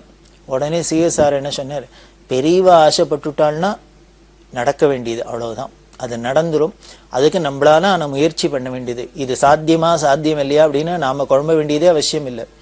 பெரியவா எப்போ இந்த 3 சன்னதிக்கும் சந்தன கதவு சந்தன மரத்தில் தான் பண்ணணும்னு ஆசைப்பட்டுட்டாலோ நம்ம ட்ரை பண்ணுவோம் அப்படின்னு. உடனே இவர் அரசாங்கத்துக்கெல்லாம் எழுதி கேட்டு முயற்சி எல்லாம் பண்ண அவரோட பெருமுயற்சினால அரசாங்கம் உத்தரவு பண்ணி எடுத்து, அரசாங்கத்தோட உத்தரவுல ஒரு லாரி நிறைய சந்தன கட்டை வந்து இறங்கிடுத்து. அப்படி வந்து இறங்க 11 அடி உயரம் 6 அடி அகலத்துக்கு 3 சந்தன கதவு தயார் பண்ணி இன்னைக்கு கமகமகமான வாசனையோட இந்த அலகாபாத்ல 3 ஃப்ளோர்லயும் 3 சன்னதியிலும் சந்தன கதவா இருக்கு. இது எல்லாம் எதுக்கு விவரம் சொல்றேன் அப்படின்னா, ஒரு அங்க உள்ள கதவுலேந்து தூணுலேந்து ஜன்னல்லேந்து ஒவ்வொன்னத்தையும் படிக்கட்டுலேந்து ஒவ்வொன்னத்தையும் நாம பார்த்து பார்த்து ரசிக்கணும். ஒவ்வொன்னத்திலையும் பெரியவாளோட அந்த தபஸ்னால அவளோட ஆர்வத்தினால வந்தது, பார்த்து பார்த்து பெரியவா பண்றா அப்படின்னு தெரியறது. அதுல பார்த்தீங்கன்னா கீழ்த்தளத்துல இன்னும் சித்திர வேலைப்பாடெல்லாம் ரொம்ப அபூர்வமா இருக்கும். அதுல கீழ்த்தளத்துல சாக்தமான அம்பாளை சுத்தி சாக்தமான தேவதைகள்லாம் இருக்கணும். அதே மாதிரி நடுத்தளத்துல விஷ்ணு சம்பந்தமான தேவதைகள்லாம் இருக்கணும். மேல் தளத்துல சிவனுக்கு சம்பந்தமான தேவதைகள்லாம் இருக்கணும். அப்படி எல்லாம் சொன்னா சிவனோட பல கோலங்கள், விஷ்ணுவோட பல கோலங்கள், அம்பாளோட பல கோலங்கள், இதெல்லாம் எல்லாம் அங்க இருக்கும். அதே மாதிரி ஆதிசங்கரோட வரலாறு முழுக்களும் அங்க சொத வேலையில பண்ணப்பட்டிருக்கும். சங்கரர் பிறந்து வளர்ந்தத்திலேந்து அவர் பண்ணினது எல்லாம் பண்ணி கடைசியில சர்வஜ பீட்டாரோகணம் பண்ணி காஞ்சியில சித்தியானத்திலேருந்து எல்லாம் அங்க பூர்ணமா சங்கர விஜயம் முழுக்களும் அதுல இருக்கும். இப்படி எல்லாம் உள்ளது அமைஞ்சது ஒரு அபூர்வமான சங்கம ஆலயம் தான் இந்த திரிவேணியில. இப்படி எல்லாம் நடந்து பார்த்து பார்த்து கட்டின அந்த ஆலயத்தை அப்புறம் புதுப்பெரிவா அப்படின்னு சொல்லக்கூடிய ஜெயேந்திர சரஸ்வதி சுவாமியோட திருக்கரத்தினால ரொம்ப விமரிசையா கும்பாபிஷேகம் நடத்தப்பட்டது. இன்று வரைக்கும் அது ரொம்ப நித்திய பூஜைகளோட வழிபாடோட பிரமாதமா நடந்துட்டு இருக்கு. ஆயிரக்கணக்கான ஜனங்கள் வந்து பார்த்து பார்த்து அதிசயப்படுறா. அந்த கோவிலுக்கு போறதுக்கு வாசல்லையே என்ன பண்ண, முதல்லயே சொன்னேன், இந்த பிரயாகிங்கிற க்ஷேத்திரத்துக்கும் ஆதிசங்கருக்கும் முக்கியமான சங்கர விஜயத்துல முக்கியமான அங்க சம்பந்தம் என்ன அப்படின்னா, குமாரியில பட்டரை பார்த்து அவர் துஷாக்னி பிரவேசம் பண்ண போறதே அவரை பார்த்து அவரோட வாதம் பண்ணி அவரை வைதீக மதத்துல திருப்பி ஞான மார்க்கத்துக்கு திருப்பி அவருக்கு மோட்சம் கொடுத்தது சங்கர பண்ணார் அப்படின்னு சொன்னோம். இந்த நிகழ்ச்சிய இந்த திரிவேணி ஆலயத்துக்கு போற இந்த 2 பக்கத்திலையும் காம்பவுண்ட்ல பெரியவா சித்திரமா பண்ண சொல்லியிருக்கா. அதுவும் சிற்பமா அங்க இருக்கு. ஆதிசங்கரரும் இந்த குமாரில பட்டரும் தரிசனம் பண்றது, ஒருத்தருக்கு ஒருத்தர் சந்திச்சுக்கிறது, இதெல்லாமும் அங்க வச்சிருக்கா. இப்படி எல்லாம் ஒரு அபூர்வமான ஆலயம் இந்த திரிவேணி சங்கமத்துல இருந்திருக்கு. இது மாதிரி பல இடங்கள்ல பல அபூர்வமான விஷயங்கள் பெரியவா பண்ணின சாதனைகள்ல இதெல்லாம் ஒண்ணு. இதற்கெல்லாம் காரணமா இருந்தது இந்த 1968ஆம் வருஷத்துல நடந்த பூஜை அப்படின்னு சொல்றோம், ஆரம்ப விழா. அப்படி எல்லாம் இருக்க பெரியவா தன்னோட யாத்திரையை தொடர்ந்து நடத்தின்னு போறா. ஆந்திரால மசூலிப்பட்டினம், ஏலூரு இங்கெல்லாம் விஜயம் பண்ணிவிட்டு விசாகப்பட்டினம்ங்கிற இடத்துக்கு விஜயம் பண்ண போறா. இந்த விசாகப்பட்டினத்துக்கு வரணும்னா பெரியவா எப்படி வந்தா அப்படின்னா, கோதாவரி கால்வா, இந்த கோதாவரி கால்வால விசைப்படகுல பெரியவா புதுப்பெரிவா எல்லாருமா 2 பேருமா உட்கார்ந்துட்டு 300 கிலோமீட்டர் இந்த விசைப்படகுல யாத்திரை பண்ணி வந்தா. நடுப்புற 300 கிலோமீட்டர் யாத்திரை பண்ணணும் அப்படின்னா நாள் கணக்கா ஆகுமே. அதுல நடுப்புற தவளேஸ்வரம், பித்தாபுரம், அன்னவரம் முதலான இடங்கள்லாம் தங்கி தங்கி பூஜை பண்ணிண்டு அதுக்கப்புறம் படகுல ஏறிண்டு வருது. மற்ற சாமான்கள்லாம் பின்னால ரோடு வழியால வரும். இப்படி எல்லாம் நடந்திருந்தது. அந்த அன்னவரத்துல வரத்தே அங்க சத்யநாராயணர் ரொம்ப பிரசித்தம். ஆந்திரால பார்த்தேன்னா அன்னவரம் சத்யநாராயணர் அப்படிங்கிறது ரொம்ப பிரசித்தமானது. அந்த அன்னவரம் சத்யநாராயண கோவில்ல தரிசனம் பண்ணிண்டா அந்த கோவில்ல ஒரு விசேஷம் என்ன அப்படின்னா, அந்த அன்னவரம் கோவில்ல ஒரு தூண் இருக்கு. அந்த தூண்லேந்து விழற நிழலை வச்சுண்டு மணியை கண்டுபிடிக்கலாம். அப்படி ஒரு அபூர்வமான யந்திரம் அங்க இருக்கு. இந்த நிழல் கடிகை அப்படின்பா. அத மாதிரி இது அந்த கோவில் தூண்ல விழற நிழல் எப்படி எந்தெந்த பொசிஷன்ல விழறதோ இதை வச்சுன்னு இப்போ இந்த டைம்னு சொல்லலாம். அத மாதிரி ஒரு அபூர்வமான தூண் இருக்கு இந்த அன்னவரம் சத்யநாராயணர் கோவில்ல. இதெல்லாம் பெரியவா பார்த்து ரசிச்சுண்டு அதுக்கப்புறம் எல்லமஞ்சலிங்கிற இடத்துக்கு வந்தா. காசிம்பேட்டை அதே மாதிரி லேபர்த்தி வழியால விசாகப்பட்டினத்துக்கு வரா.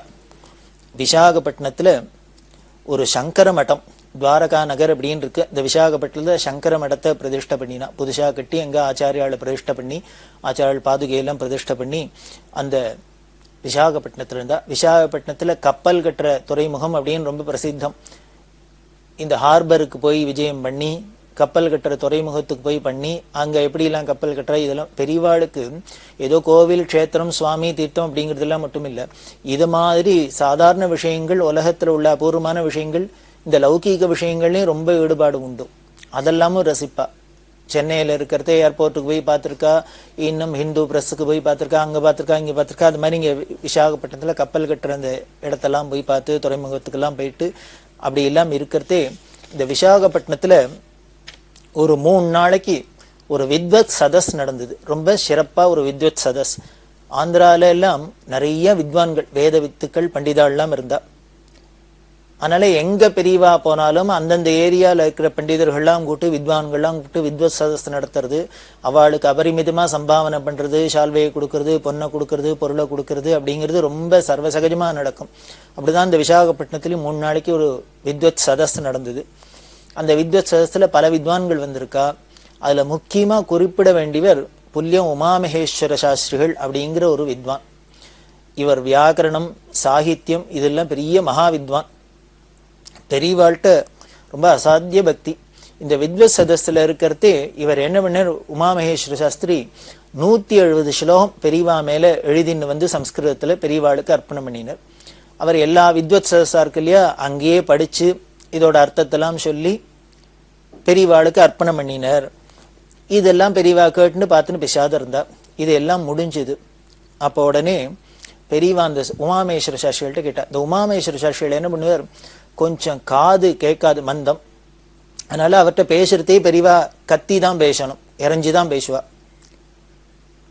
அவர் என்ன பண்ணுவார், பாதி சமயம் பெரியவாள்கிட்ட அப்படியே நாக்கு தழுதழுக்க பேச முடியாத பிரபோ பிரபோ பிரபோ பிரபோன்னு கத்தின்ண்டே இருப்பார். பெரியவாளை பார்த்து சொல்லிண்டே இருப்பார். நாக்கு தழுதழுக்க கண்ணால தாரதரையா தண்ணி விட்டுன்னு அப்படி நிற்பார். இத மாதிரி இந்த 170 ஸ்லோகத்தையும் படிச்சுட்டு அர்ப்பணம் பண்ணிவிட்டு ஹே பிரபோ பிரபோ அப்படின்னு ஒரு ஹிண்டு பெரியவாள்கிட்ட பார்த்து நின்றுட்டு இருக்கார். அப்ப பெரியவா உடனே அவரை உட்கார சொன்னா. தானும் உட்கார்ந்து அவர்கிட்ட கேட்டா, சரி இந்த பிரபு பிரபுன்னு என்ன சொல்றேளே, நான் ஒரு சன்னியாசி, என்னை பார்த்து பிரபுன்னு சொல்லலாமா? அது சரியில்லையே அப்படின்னா. உடனே அடுத்த கேள்வி கேட்டா, ஒரு பிரபு பிரபுங்கிறேளே, ஒரு பிரபுன்னாக்க பிரபுவுக்கு பிரபுத்துவத்தோட லட்சணம் என்ன அப்படின்னு கேட்டா. அவர் உடனே சொன்னார், பிரபுன்னாக்க ஆளக்கூடிய சக்தி உள்ளவர் அப்படின்னு அர்த்தம். அதே மாதிரி கொடைவள்ளல்னு அர்த்தம். யாருக்கு வாரி வாரி கொடுக்கக்கூடிய அந்த தன்மை இருக்கோ, ஐஸ்வர்யம் இருக்கோ, அதே மாதிரி எல்லாரையும் அடக்கி ஆளக்கூடிய ஒரு சக்தி இருக்கோ, இவர் தான் பிரபுவோட லட்சணம் அப்படின்னு. உடனே பெரியவா கேட்டா, அடுத்த வாளுக்கு கொடுக்கறதுக்கு சக்தி இருக்கணும், ஆளக்கூடிய சக்தியும் இருக்கணும்னா அவன் க்ஷத்திரியனா தானே இருக்க முடியும். நான் ஒரு பிராமணன், அதுவும் சன்னியாசி, என்னை பார்த்து பிரபுன்னு சொல்றேளே, எனக்கு எப்படி இருக்கு? அதெல்லாம் இல்லையே அப்படின்னு. உடனே இவர் சொன்னார், பெரியவா இந்த பிரபுத்துவ லட்சணம் எப்படி எல்லாம் பொருந்துறது அப்படின்னு சொல்றது. அவர் சொன்னார், பிரபுங்கிற லட்சணம் ரட்சிக்கிறது, சிக்ஷிக்கிறது, இது ரெண்டும் தானே ஒரு பிரபுவுக்கு லட்சணமா சொல்லப்பட்டிருக்கு. நான் ஒரு சன்னியாசியா இருக்கிறதுனால என்னால ஒருத்தரை ரட்சிக்கவும் முடியாது, ஒருத்தரை தண்டிக்கவும் முடியாது, ரெண்டும் முடியாது. ஒருத்தரை ரட்சிக்கணும் இல்ல தண்டிக்கணும்னா சில பலம் எல்லாம் வேணும். சரீர பலம் வேணும், பணபலம் வேணும், படை பலம் வேணும். இது மூணும் இருந்தாதான் ரட்சிக்கிறதோ சிக்ஷிக்கிறதோ முடியும். அப்படி பண்றவன் தான் பிரபு. அப்படின்னா என்கிட்ட இதெல்லாம் இல்லையே, என்ன போய் நீங்க பிரபுன்னு சொல்லலாமா? இது எனக்கு துளி கூட பொருந்தல்லையே அப்படின்னு. உடனே இதுக்கு உமாமேஸ்வர சாஸ்திரிகள் சொன்ன வியாக்கியானம் அங்க கூடியிருந்த பண்டிதாளெல்லாம் ரொம்ப நெக்கூறுக வச்சுது. ஆஹா ஆஹா ஆஹா அப்படின்னு. அவர் சொன்னார், பெரிய சக்கரவர்த்தியிலேந்து ராஜாக்கள்லேந்து பண்டிதர் பாமரர் எல்லாரும் உங்களை வந்து சரணாகதி பண்றா, அத்தனை பேரும் உங்கள்கிட்ட வந்து விழறா. இது நான் சொல்ல வேண்டாம், உலகமே பார்த்துன்னு இருக்கு. ஒரு பிரபுவா இருந்தாதான் அரசன்லேருந்து ஆண்டி வரைக்கும், படிச்சவன்லேருந்து பாமரன் வரைக்கும் எல்லாரும் வந்து ஆசிரியிச்சு அவள்கிட்ட வந்து விழ முடியும். அப்படி அத்தனை பேரும் உங்களை சரணாகதி பண்றதே நீங்க பிரபுங்கிறதுக்கு ஒரு லட்சணமா இருக்கு. இதுக்கும் மேல இந்த ரட்சண சிக்ஷணைக்கெல்லாம் எனக்கு சக்தி இருக்கான்னு கேட்டேள். அதுக்கெல்லாம் எப்படிலாம் இருக்குங்கிறத நான் சொல்றேன் கேட்டுங்க அப்படின்னு அவர் வியாக்கியானமா பண்ணினார். இப்படி பண்ணின அந்த வியாக்கியானம் என்ன, அதோட பிரபுத்துவத்தோட லட்சணம் என்ன, அது பெரியவாளுக்கு எப்படி பொருந்திருக்கு, இந்த வித்வான்களை எப்படி சந்தோஷப்பட்டாங்கிறத நாம தொடர்ந்து பார்க்க போறோம். பெரியவா சரணம். இந்நிகழ்ச்சியின் அடுத்த பகுதி நாளை மாலை இதே நேரத்தில் ஒளிபரப்பாகும். பெரியவா சரணம். பெரியவா சரணம். அடுத்த நிகழ்ச்சி திருவாசக இன்னிசை. வழங்குபவர் ஸ்ரீ சத்குருநாத தேசிகர் அவர்கள். பெரியவா சரணம். திருச்சிற்றம்பலம். திரு அம்மானை. செங்கண் நெடுமாலும் சென்றிடந்தும் காண்பரிய, செங்கண் நெடுமாலும் சென்றிடந்தும் காண்பரிய, பொங்கு மலர் பாதம் பூதலத்தே போந்தருளி, எங்கள் பிறப்பறுத்திட்டு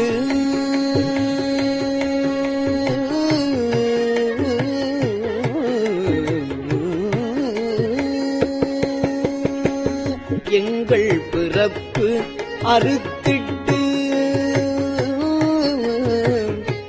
எந்தரமும் ஆட்கொண்டு எங்கள் பிறப்பறுத்திட்டு, எந்தரமும் ஆட்கொண்டு தெங்கு திரள் சோலை தென்னன் பெருந்துறையான் அங்கணன் அந்தணனாய் அறைகூவி வீடருளும் அங்கருணைவார்கழலே பாடுதும் காணம் மானாய்.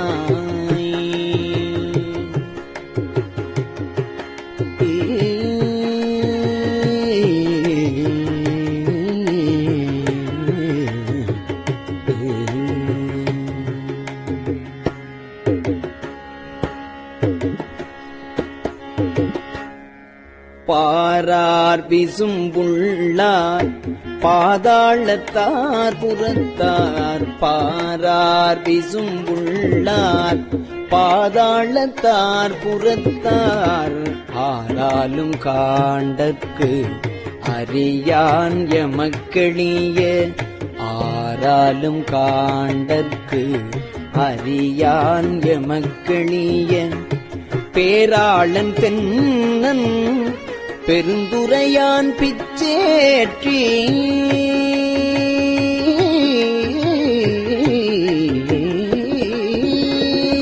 பேராளன் தென்னன் பெருந்துரையான் பிச்சேற்றி வாராவழியருளி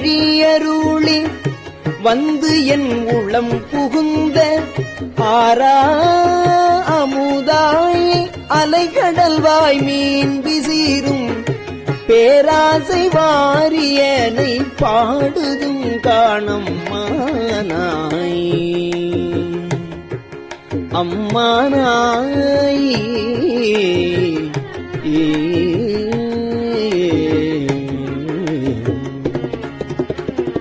இந்திரனும் மாலையனும் ஏனோருவானோரும் அந்தரமே நிற்க சிவன் அவனி வந்தருளி எந்தரமும் ஆட்கொண்டு தோட்கொண்ட நீற்ற நாய் எந்தரமும் ஆட்கொண்டு தோள்கொண்ட நீற்ற நாய் சிந்தனையை வந்துருக்கும் சீரார் பெருந்துரையான் பந்தம் பரிய பரிமேற்கொண்டான் தந்த அந்தமிலானந்தம் பாடுதும் காணம் மானாய்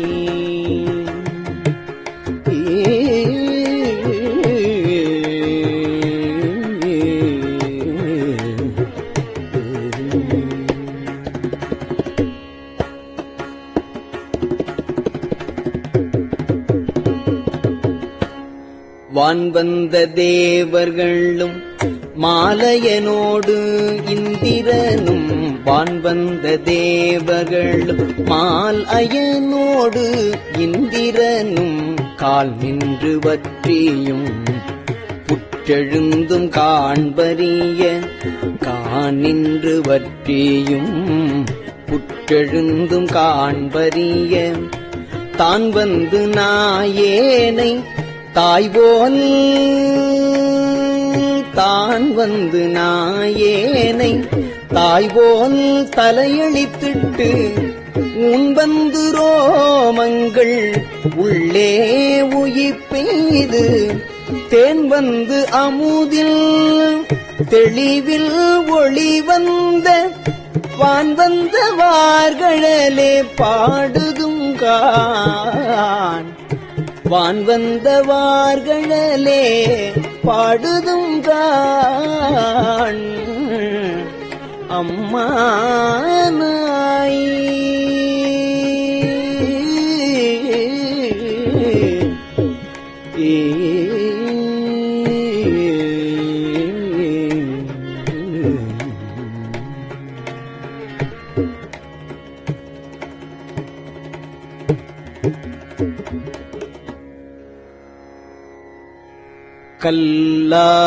கல்லாமனத்து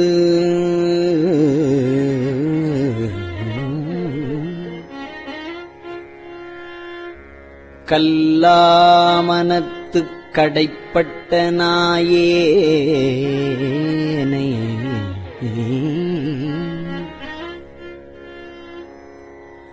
வல்லாளன் தென்னன் பெருந்துரையான் பிச்சேற்றி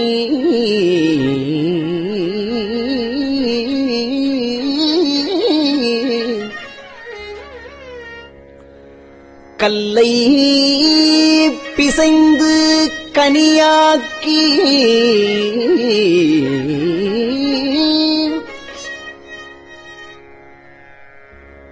தன் கருணை வெள்ளத்து அழுத்தி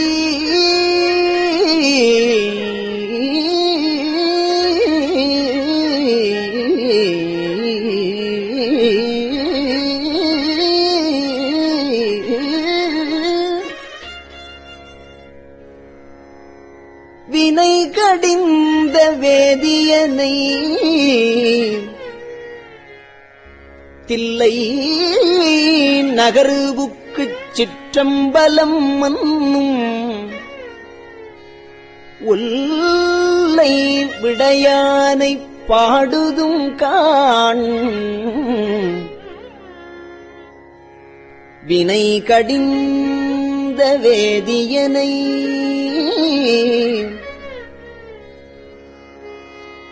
தில்லை நகருவுக்குச் சிற்றம்பலம் மன்னும்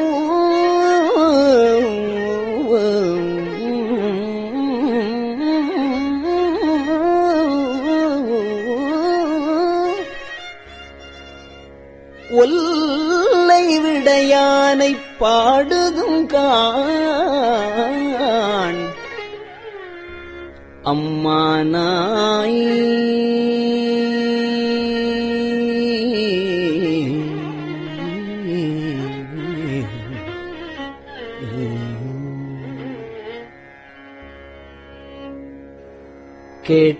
கேட்டாயோ தோழி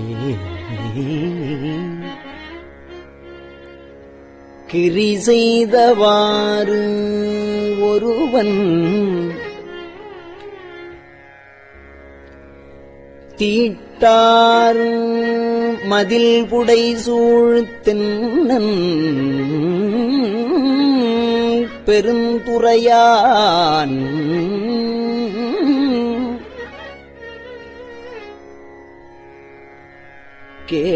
கேட்டாயோ தோழி கிரி செய்தவாறு ஒருவன்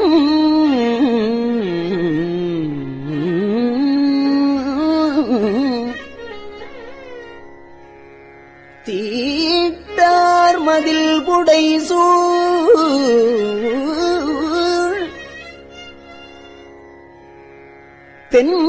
தென்னன் பெருந்துறையான் காட்டாதனையெல்லாம் காட்டி சிவம் காட்டி தாழ் தாமரை காட்டி தன் கருணைத்தேன் காட்டி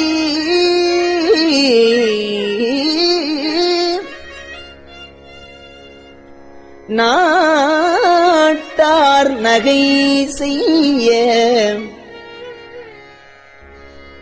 நாம் மேலை வீடு எய்த ஆழ்தான் கொண்டு ஆண்டவா பாடுதும் காண் அம்மானாய்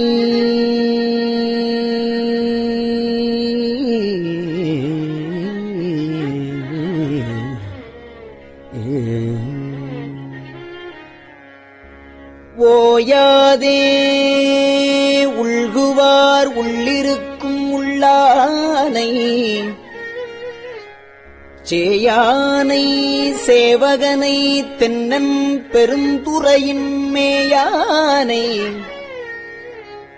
வேதியனை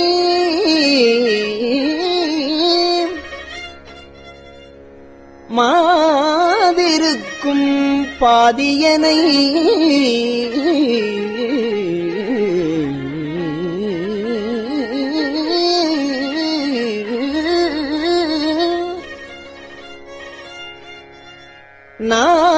நாயான நம் தம்மை ஆட்கொண்ட நாயகனை தாயான தத்துவனை தானே உலகேழும் ஆயானை உலகு ஏழும் ஆயானை ஆழ்வானைப் பாடுதும் காண்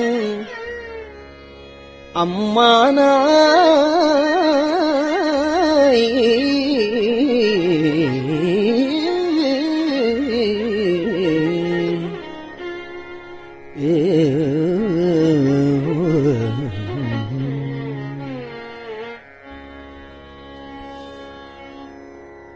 பண் சுமந்த பாடல் பரிசு படைத்தருளும் பண் சுமந்த பாடல் பரிசு படைத்தருளும் பண் சுமந்த பாடல் பரிசு படைத்தருளும் பெண் சுமந்த பாகத்தன் பெம்மான் பண் சுமந்த பாடல் பரிசு படைத்தருளும் பெண் சுமந்த பாகத்தன் பெம்மான் பெருந்துறையான் பெண் சுமந்த கீர்த்தி வியன் மண்டலத்து ஈசன் பெண் சுமந்த கீர்த்தி வியன் மண்டலத்து ஈசன் கண் சுமந்த நெற்றி கடவுள்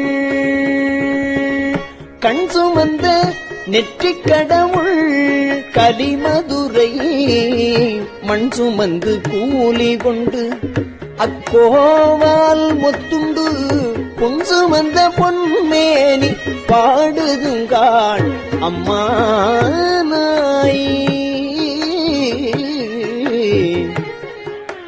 அம்மானாய்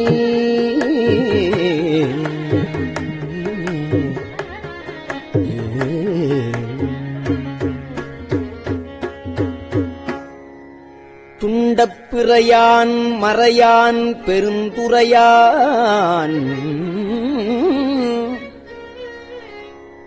கொண்ட புரிநூலான் கோலமாவூர்தியான்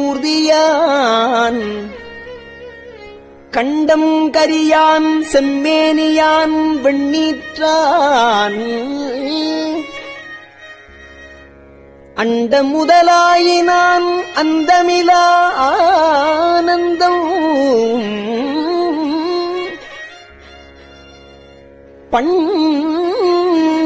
பண்டை பரிசே பழடியார்க்கு ஈந்தருளும்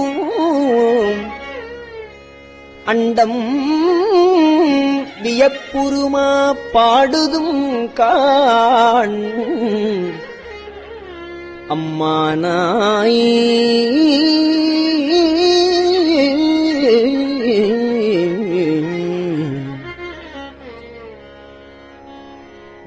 விண்ணாளும் தேவர்க்கு மேலாய வேதியனை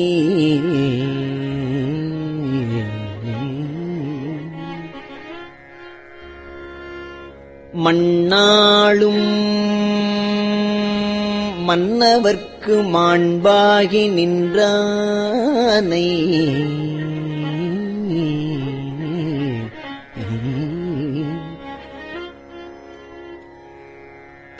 தன்னார் தமிழளிக்கும்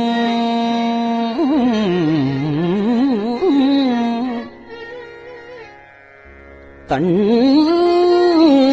பாண்டி நாட்டானை பெண்ணாளும் பாகனை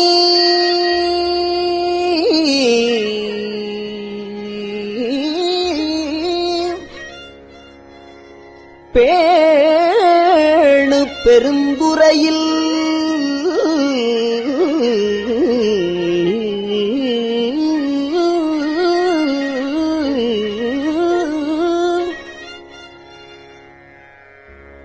கண்ணார் கடல் காட்டி நாயேனை ஆட்கொண்ட அண்ணாமலையானை நாயேனை ஆட்கொண்ட அண்ணாமலையானை பாடுதுங்கான்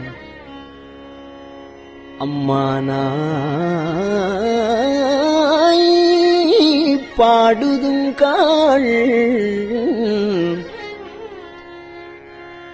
அம்மானாய்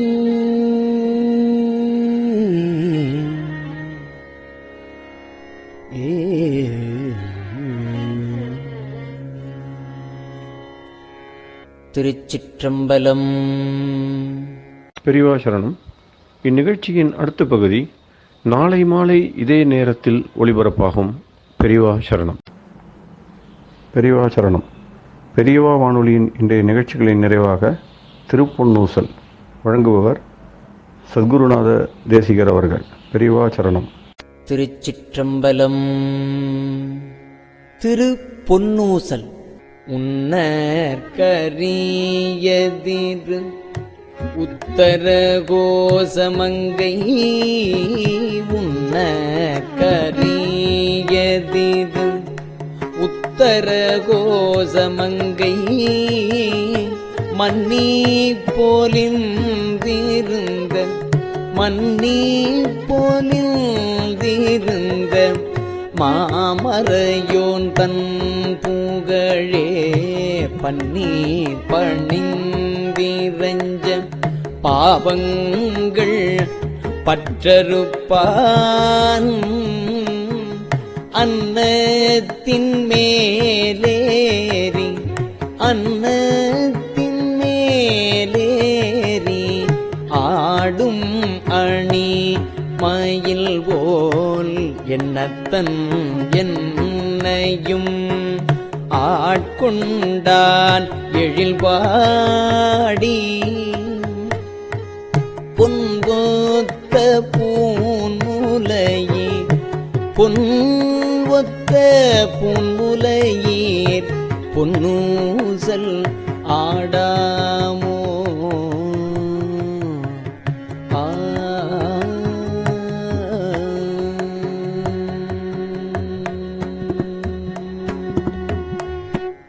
திருச்சிற்றம்பலம்.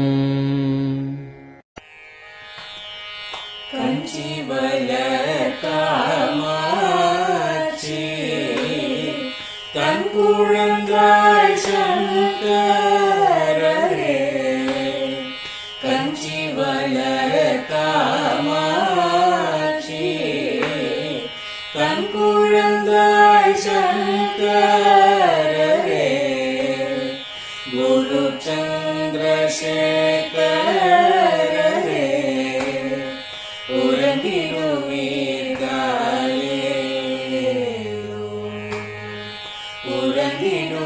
உறங்கிடுவீர்களே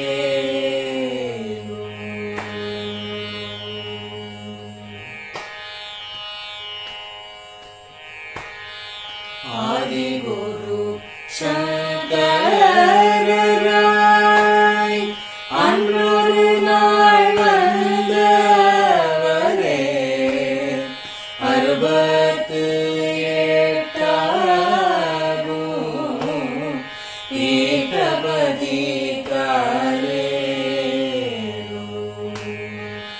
ஏழுலகும் பூப்பவரே காப்பவரே கரப்பவரே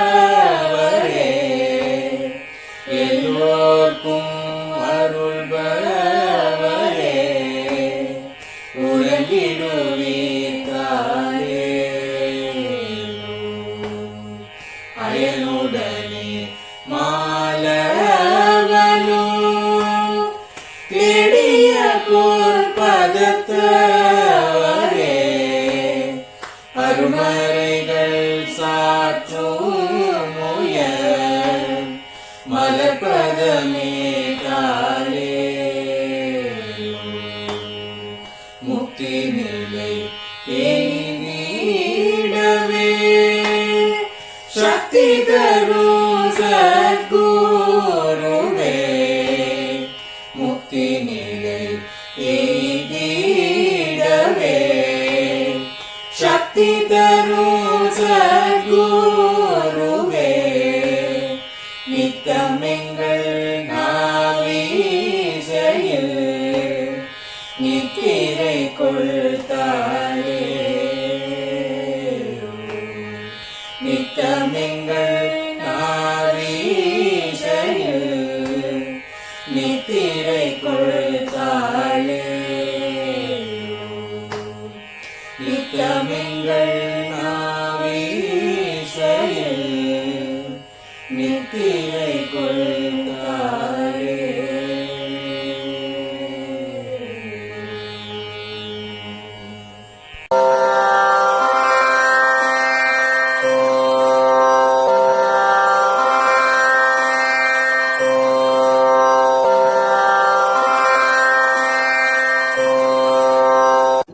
பெரியவா சரணம்.